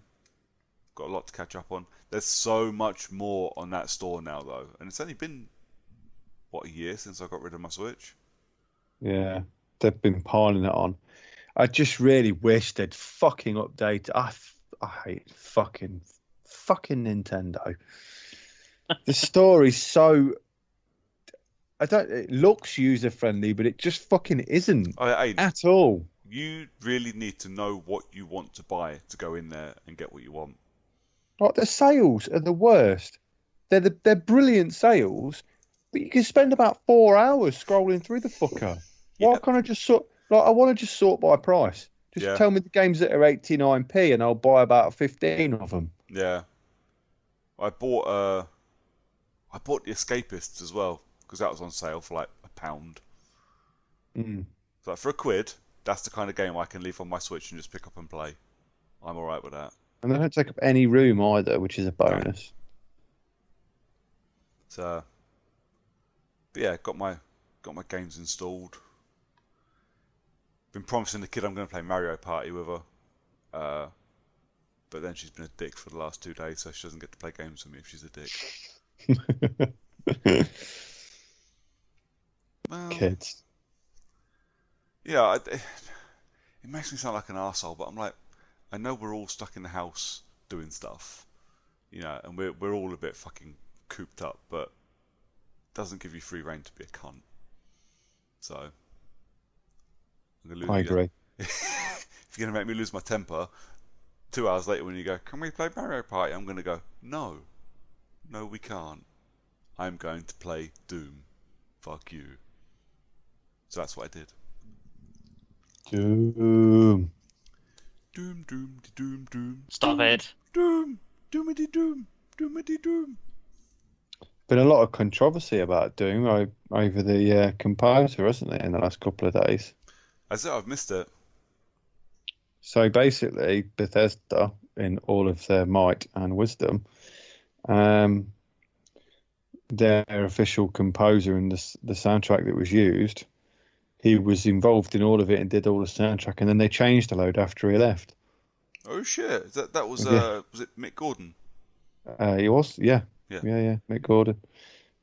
He had control over almost all of it at one point, I think, if I remember reading it. I might be slightly misdialing this one, but yeah, the general gist is they just fucked a load of it up afterwards. Oh wow! Wow, that sucks. Yeah. That's a real shame as well, because I'm a big fan of the soundtrack. I'm a big fan of the soundtrack for 2016. This one, I really like. I don't think it's got quite the punch, but it's still really good. Well, I think they did something with the waveforms and they compressed a load of the music. Okay. Which I presume was to save space, but in compressing the music, it made it sound wrong. Makes it sound terrible. Shouldn't audiophiles will tell you should never ever ever compress music. Literally, like you say to somebody, I'm an audiophile and I'm listening to all my music on MP3, they're likely to kill you. Only on FLAC. Only download FLAC. Fuck you. Oh, MP3 all the way. Fuck you, flackers. Have we got any other games we want to talk about before we start talking about Doom then? No. No, honestly, you're catching me too quick. It's only been 3 games. Good. Although, to be fair, with Final Fantasy, I went straight back in for a second playthrough, as I did with Doom as well. I did my first playthrough of Doom, and I've been back through, and I'm almost finished on Extra Life mode now as well. So nice. So yeah, I will preface this by saying I still haven't finished Doom Eternal. Okay. Neither do I. I can't remember what happened anyway. I'm just talking along the lines of I don't want to talk about the ending. It's been long enough really for us to talk about an ending because it's been out a month, but I haven't finished it yet because reasons. I can't remember it. Genuinely can't remember. Wow. Can't remember it. My brain's fucking like rubbish. Have you started playing the campaign, John? No, I have not. Are you going to? I haven't sent it back yet, so it's still in my distro as well. So it could end up going on if I get bored enough that I decide to stick it on. Yeah. So obviously this is why Lee's with us this week, because obviously our co-op challenge of the month, finally I picked a game and we played Doom Eternal's Battlemode together. So do we want to talk about that first, or do we want to talk about the game, or what? Lee? I don't mind. Well, I'll tell you If what. you talk about the game. I'll tell you what. I'll give you my thoughts on the game, and I'll see if you agree or not. Okay. I think that's roughly how discussions go usually. Yeah. So I really, what I've played, and I think I'm guessing by the way the story's hitting. I'm not looking at guides or anything, so I don't know. I'm going as blind as I can. I think I'm about to hit the halfway point of the game. Based on what I know of what you've played, I agree. I think you're about around the halfway mark. So I've just met that big motherfucker that you see in the trailer, who I love, by the way, just because of the language he uses and his dialogue. I love him, even though, as I said to you guys earlier, he gave me a beating so bad my unborn children are going to come out well behaved. Yeah.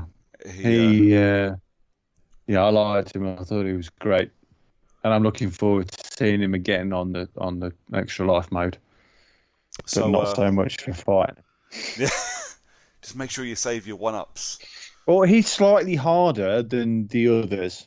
The first time that you meet any of the big baddies, they're always slightly harder the first time than they are. I'm sure it can't be a coincidence that with the Doom Hunter as well. The Doom Hunter, Slayer Hunter, Doom Hunter, or whatever. Yeah, he was fucking hard as nails. Yeah, but then the second and the third and following up after that, they were nowhere near as hard as the first one.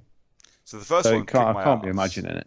First one absolutely kicked my ass, but I think that was equal parts new boss or new bad guy and me trying desperately to ingest what the game had told me about its weak points. Mm.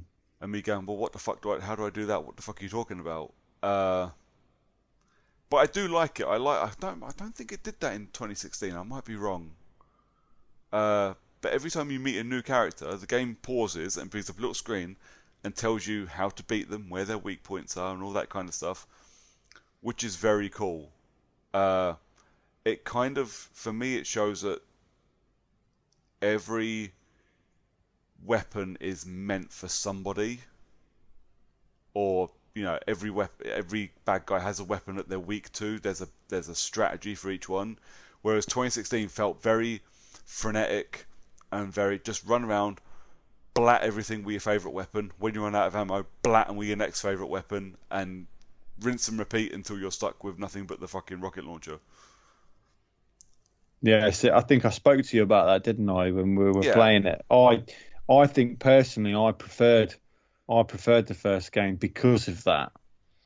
Yeah, I find myself on this one to be in a bit of an ammo drought quite a lot because I'm up against a group of mostly heavies and super heavies. Yeah. And yet I've lost all of the ammo for all of the weapons that they're any useful. So I'm just running around trying to dodge shit for ages, rather than going on a killing spree, which is the whole.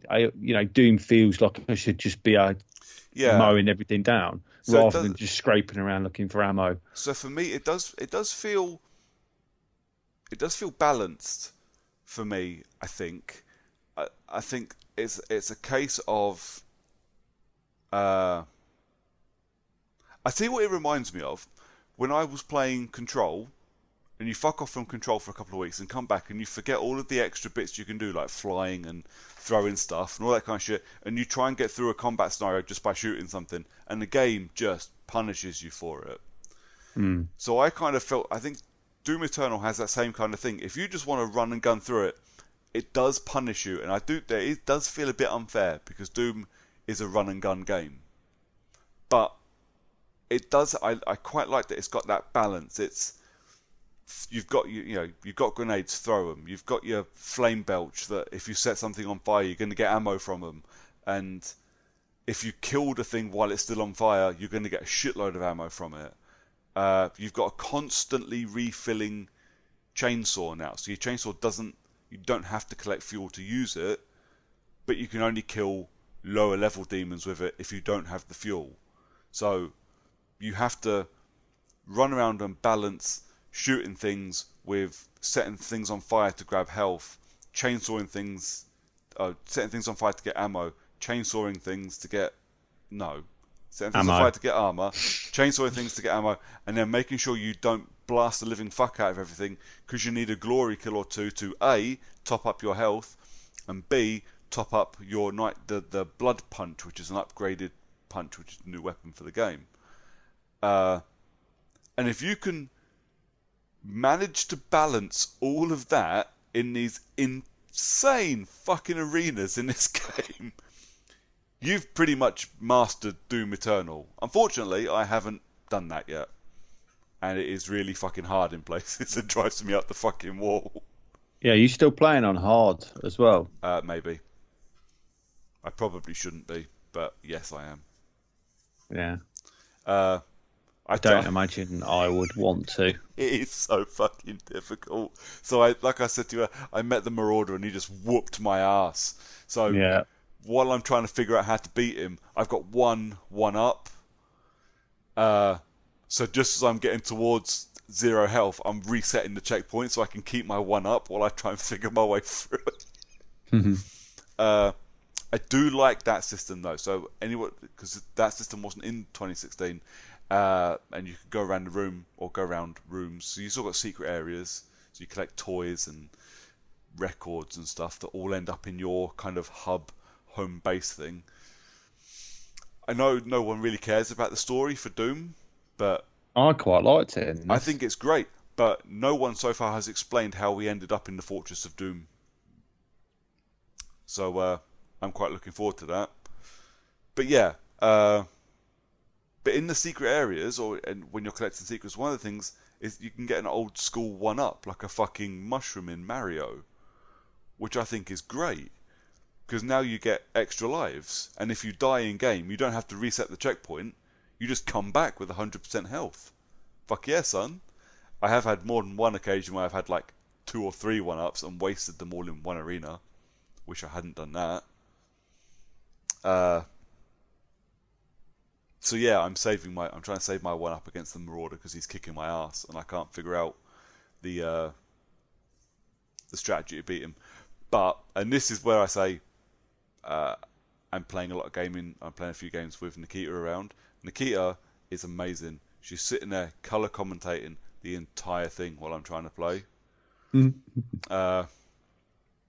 So I was reading through the lore and that, and when you go into the lore, it tells you, when you look at the demons, it tells you in there what their weaknesses are. So I was in the middle of an arena, and she sat next to me going, "Oh, what's that, Dad? What's his name? What's his weakness?" I'm like, "Sweetheart, I don't remember the answer to any of these questions. If you can remember them all, if I get through this, we can talk about it."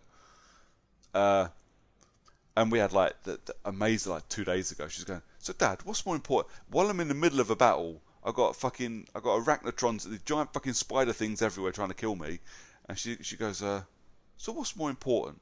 Health or armor or ammo or killing demons?" I'm like, "The fuck? The kind of philosophical shit is this? I just need to kill people." It's about balance. It is. It is. I said to her, "Sweetheart, it's the balance of all of it."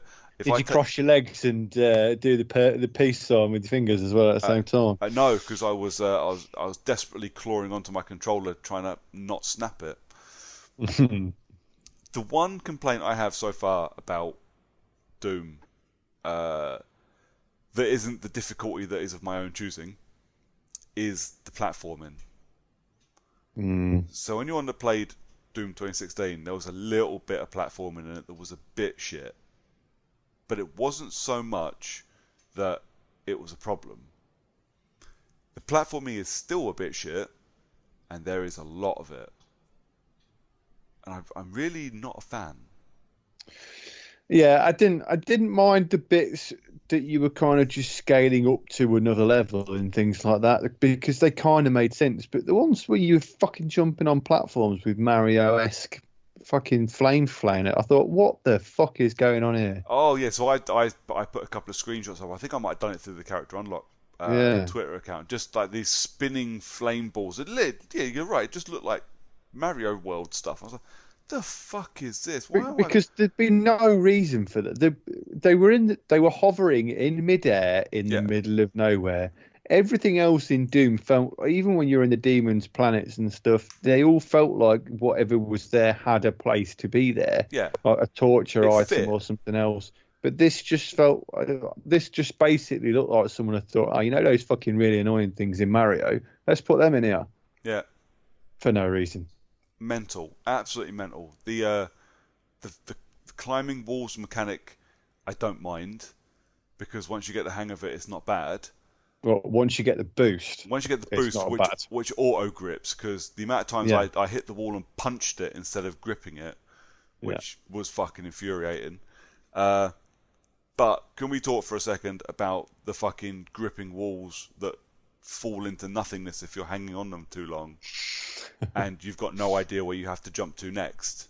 Yeah, the gravestones on the Doom Hunter level. Yeah, so you're basically luckily they never change, so they're exactly the same, and there's only 7. Yeah.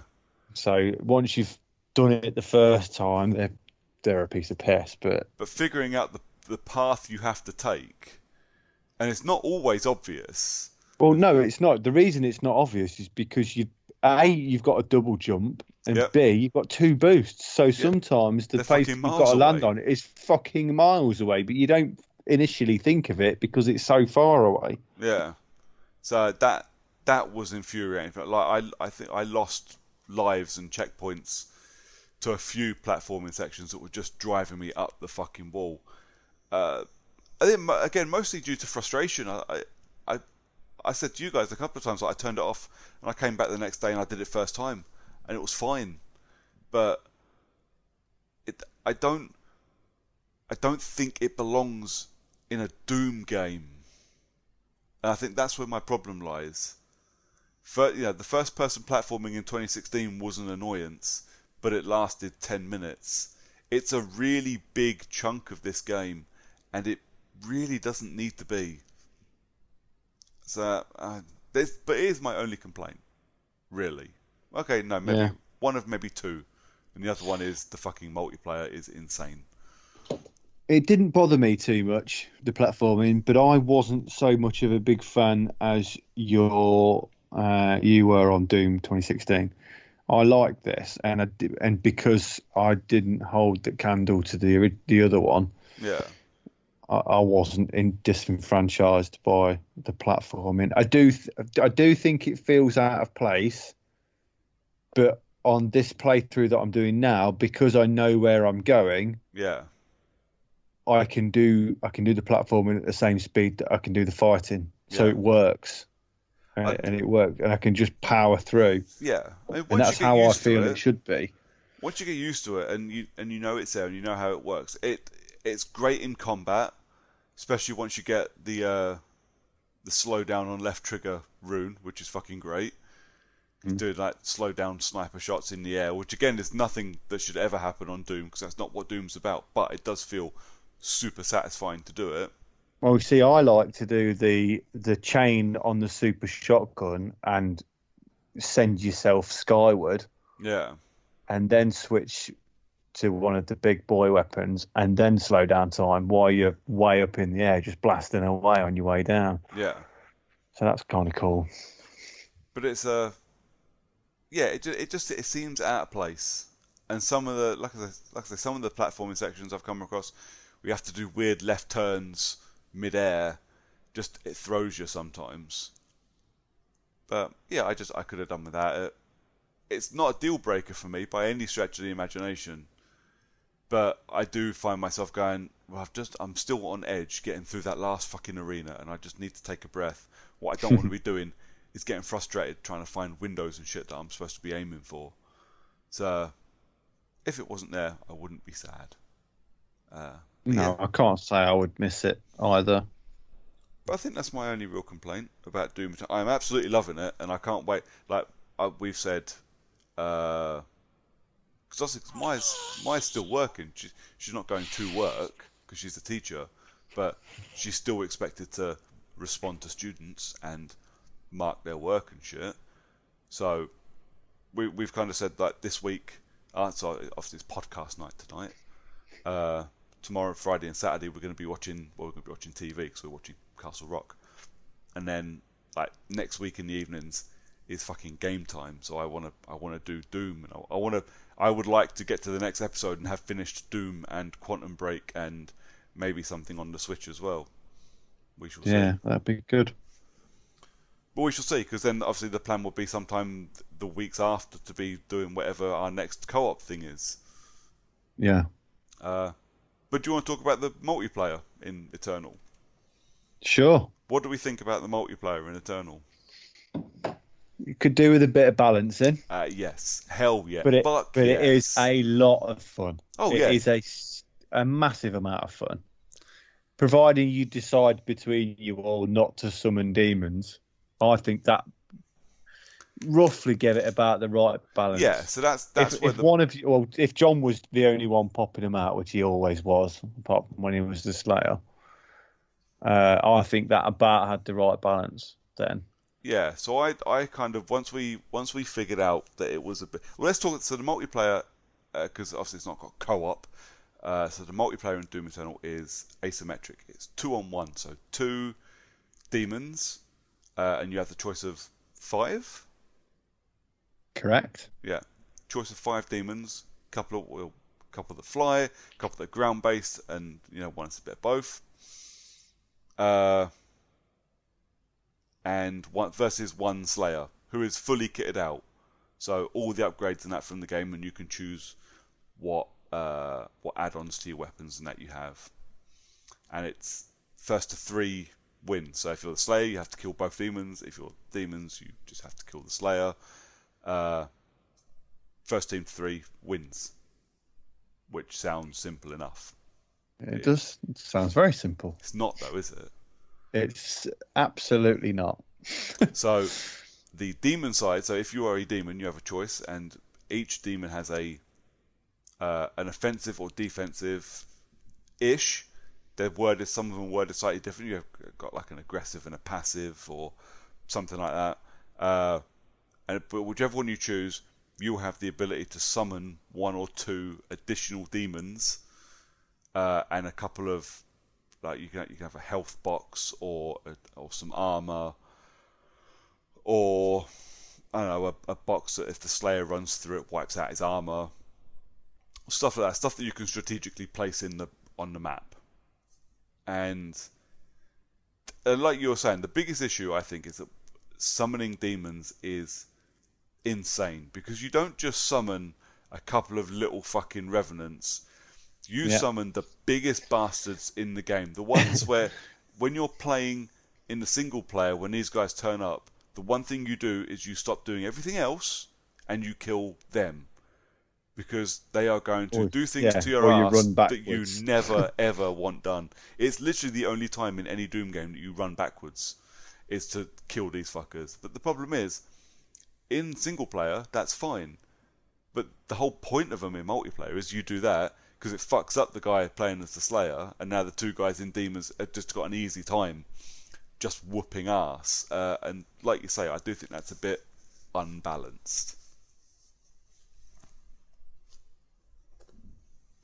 Is John still there? I don't know, mate. I heard a squealing, so I think he was looking at porn earlier. Oh, okay.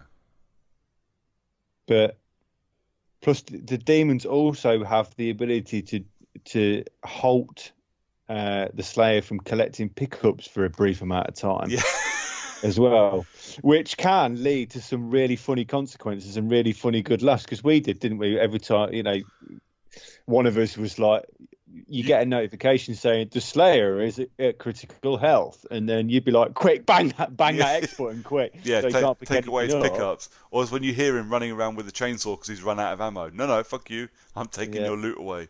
It's great. And obviously, it's the same when the main problem was playing with the Slayer is that you have to win, you have to beat both demons, but once you kill one, you have a limited amount of time until the second demon to kill the second demon before the first one respawns. Yeah. And it wasn't even as long as 30 seconds. If it wasn't that long, was it really? It's a 20-second counter. You've got 20 seconds to kill the other demon, which, if you're playing tactically, which most of the time we were, so we would have like one ground-based guy and one air-based guy, and if one was taken out, the other would just run and hide till the other one could respawn. But even then, most of the time, if they didn't, the Slayer hadn't done enough damage to them to wipe them out easily before the Slayer before the demon respawned. It's a tough. Yeah, I mean, to beat you guys, I really had to take note of how much health I was taking off each of you and get you down to a point where you weren't quite critical. Yeah. To sort of prompt you to start healing yourselves up, but you were low enough that once I took one of you out and I could find the other one, then I had a good chance of beating the second one as well. Yeah. So I mean, it was hard, definitely. But it's a tough old bit of multiplayer. I don't think I'd fancy playing it with people I don't know. Well, yeah, I didn't. I tried that. I didn't enjoy playing it with people that I don't know, because most people are better than me at doing them, I guess. Well, maybe I didn't understand it as much then as I do now, but I still don't think. I think asymmetric's always better with your friends. Yeah. Talking asymmetric, Predator Hunting Grounds is out this week. What, the demo or the full game? No, the game. Oh, that's interesting. I mean, I doubt I'll play it because it's PlayStation only, isn't it? PlayStation and PC. That's a weird combination. Yeah. It does have crossplay apparently though. Oh, that's getting fucking hated as well, ain't it, at the minute? Oh. Based on the Call of Duty stuff I've been seeing. Because they have crossplay with PC, and PC cheaters are just everywhere. Yeah. I've tried to play a couple of games with my brother recently that have said, crossplay compatible. So I wanted to play World War Z with him because it was free on the Epic Store. So I said to him, it's free on the Epic Store, grab it and maybe you and me will have a play. And I've said to you guys I wouldn't mind playing World War Z as one of our things. So and it's 4 players, so you could drag him in as well. So we got it all installed, and in one evening he couldn't even get connected to the servers, which was shit, so we fixed that. And it turns out it has cross-party matchmaking, but not cross-play inviting, which is super gay. which is absolute horseshit. And I don't understand the point. Why would I want to just maybe play with some people on PC? Surely the point would be so I can play with my friends on a different platform on purpose. And this seems to be quite a common theme. Like there's a few PC, Xbox, and PC, PS4 crossplay games that are only matchmaking. I'm like, well, fuck that. Has John fallen asleep? Was that not the porn? Was that the porn again?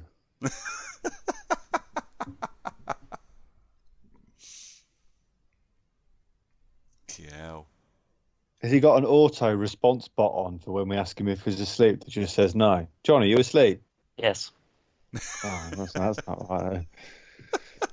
Maybe not. John, did you like the Doom multiplayer? Yes and no. I don't. Yes yes. and no, but mainly no. No, I didn't really understand what was really going on based on it being a game that I've no real intention of playing or understanding in any kind of way. Yes, That's because bullshit. playing with in you the guys. first match, maybe. But after the third or fourth match, surely, and definitely on the second day, you knew what the fuck was going on. Yeah. You weren't still And just I going, had- what the fuck's going on? And I had preferred characters to play with. And I knew which character I didn't like it when you guys chose to play with. Because I kept getting distracted by not shooting the sky. I was a big fan of the Marauder. So the big guy that we were talking about earlier that kicked my ass in the game and is from the trailer, because he has the ability to just summon a giant wolf. Yes. Summoning the dog was quite fun. I didn't realise it counted as a summon though, so because I said I won't summon anybody, and then I'm just kind of firing this wolf at it. And at the end of the match it goes, Brooker summoned 42. Oh fuck, shit. Okay, maybe I won't use that one then. Yeah, I think Revenant was my favourite. I like the mix of air and ground and the missile barrage. Missile barrage I thought was good, but I got frustrated when I accidentally aimed it at a wall and then couldn't get away from the wall quick enough. I've done that a few times when I was trying to chase you through like corridors and shit. Yeah, I quite like the one that made fire happen. I don't know what it was called. Began with A, didn't it? It was like Arbiter or something. Something like that, yeah. Yeah, I quite liked using him. I didn't quite like getting stuck on a wall that I didn't know was there when Lee put one up. Nice. Because it just didn't show for me at all. And just because you got literally pounded and you're just holding on to it, you won't let it go. Just because you're claiming that you didn't see something, even though we give you a whooping. And I was quite proud to have won exactly one match when playing as the Doomslayer. One round. One round, sorry. Yeah. Yeah, exactly. it's tough to win that game as the Doomslayer. Yeah, I won exactly one round, and I was pleased with that. Like I said, I've not uninstalled it, and I've not sent it back to Boomerang, only because there's no other games to get from Boomerang.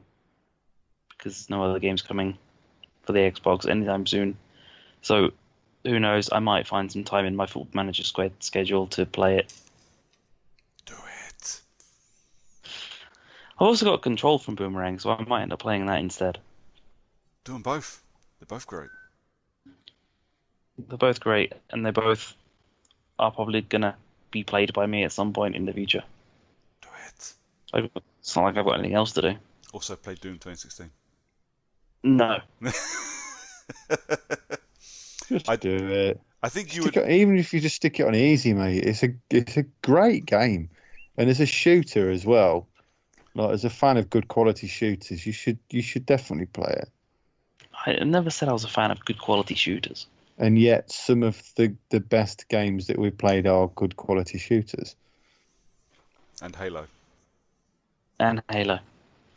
Halo, 10 years ago when it came out, Halo Reach was a fucking top quality shooter.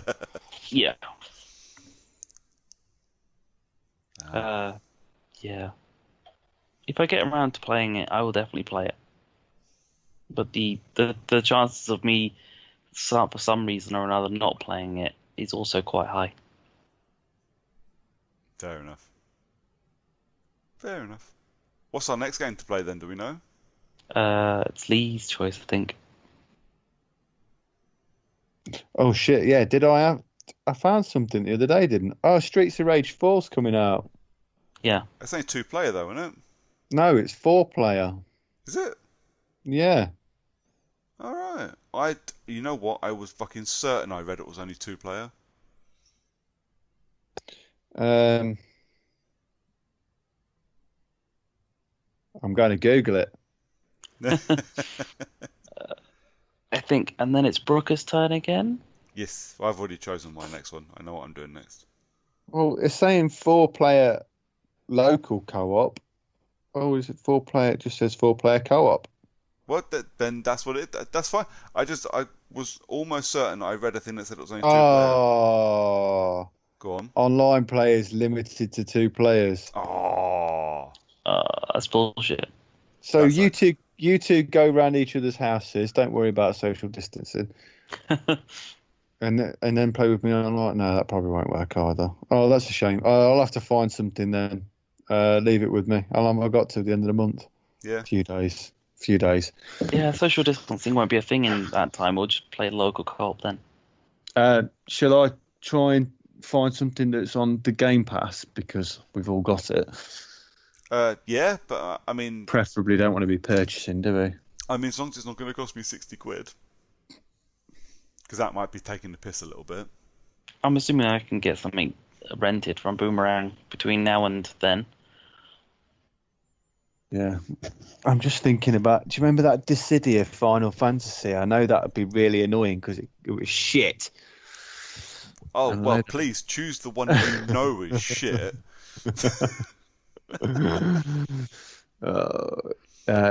Network players 2 to 6. So there you go. I'm not going to pick that. I've never even played that. I bought it because I knew that I would like it because I like the ones that were on the PSP, but I never played the PS4 version because it got hammered. I bought it anyway, but it was 12 quid, I think, because it dropped in price so fast. Yeah. It was literally 12 quid after about 3 weeks. Wow. Okay, right. I'll do a bit of legwork and see if I can't find us something to play. Cool. Although I'm not going to do legwork very far. No. Lockdown legwork is all you need. Right. Yeah. Is that us done then? Do we reckon, lads? Oh, I'm disappointed that Streets of Rage 4 isn't multiplayer online. That's weird. Why would they have 4-player local co-op but not online? That just doesn't make any sense. I do not know. There'll be a way around it somewhere. Somehow. Hopefully. It's nice that it's coming onto Game Pass though straight away. That is kind of cool. I saw it advertised when I was going through the e-store on my Switch. I was like, ooh, Streets of Rage 4. And I was like, oh, no, it's going on Game Pass. Will not buy it because it's like 22 quid or something. I will play it on Game Pass first, and if I like it, I'll buy it. Yeah. Because I think that's fair for some of the newer games that come out. Yeah. Well, we all do that, don't we? So absolutely. Cool. I don't know. I still don't know why. And this is kind of tied into Nintendo Store that we were talking about earlier. But why don't Microsoft, the Game Pass and the Microsoft Store, allow you to search by games that are multiplayer compatible? I don't know. It really bothers me because I've got friends coming around or something. I just want to look at what games are on Game Pass that I can play with 3 people or 4 people. Yeah. I end up having to go into each game and then go into the store and then waiting for the video to stop playing before I can scroll down. Yeah. Oh, and the video's always loud because you were just playing a game. Yeah. And then it's only 2-player. All right. So I go all the way back, start all over again. I just really nice if I could just go, well, which games are 2, 3, 4, 5-player, whatever. Yeah. Why not tweet Major Nelson about it? because he probably doesn't read every single tweet that he gets. So I'd have to continually sending him tweets over and over again. He might respond to yours because occasionally he probably cares about things like that. Maybe. Oh, I tell you what is on Game Pass: Crackdown. I mean, No. I have played it, get and it. it is I don't terrible. But if you Well, want, the multiplayer. I've not played the multiplayer. I've just played Crackdown. But if you, I'm happy to install it if you want to play the multiplayer. Well, Doom's got a multiplayer, Yeah. and that's on Game Pass. Fuck you, John. That would be amazing. Fine, but you're playing Call of Duty Warzone. I don't mind playing Call of Duty. I'm not against it. It's just not my kettle of fish for playing when I choose to play something. I don't dislike it. I dislike zombie games, and you forced me to play one last month. But you're playing one next month as well. And I'm playing one next month as well. Apparently. I did not know you didn't like zombie games. I'm just not overly bothered about them, if I'm absolutely honest. It's not that I don't like them. Fair enough. I just, do you know, like probably a few years ago now, we were absolutely bombarded with zombies. Yes. Everywhere you would look, there were movies, films, games, social media, everything was just zombie. And I just thought, I really don't care for zombies that much. I remember it well. And now we're in a COVID-19 status with no zombies, and it's very disappointing. Well, stupid people are basically zombies, aren't they? More or less. Yeah. So, But apart from the whole cannibalism not really being a thing. So now they're just zombies with too much toilet roll. Yeah. Yeah. and the big pickup trucks, blocking paramedics from getting to hospitals. Well, yeah. They're cunts everywhere. Mostly in America. There's quite a lot of them in this country as well, mate. Let's be honest. Yeah. My continued stories of me having to shout at people during this fucking lockdown are just getting ridiculous now. But Did we play Rocket League yet? We have not played Rocket League yet. Could pick that for mine, I guess. It's an easy one. It's fun as well. I like Rocket League. Yeah, that's true. I just don't think I've got anything coming out next month or anything that I can look back and think, oh yeah, that's a great idea. Because 3 players is one of those awkward numbers, isn't it? You can find plenty of 2 players things that you can go back and play, but anything sort of 3-4 that works, 3 players, it works better actually. But yeah, I wonder, how many players was Evolve? That was 4-on-1. 4-on-1. Yeah. Oh, so that's not going to work either then.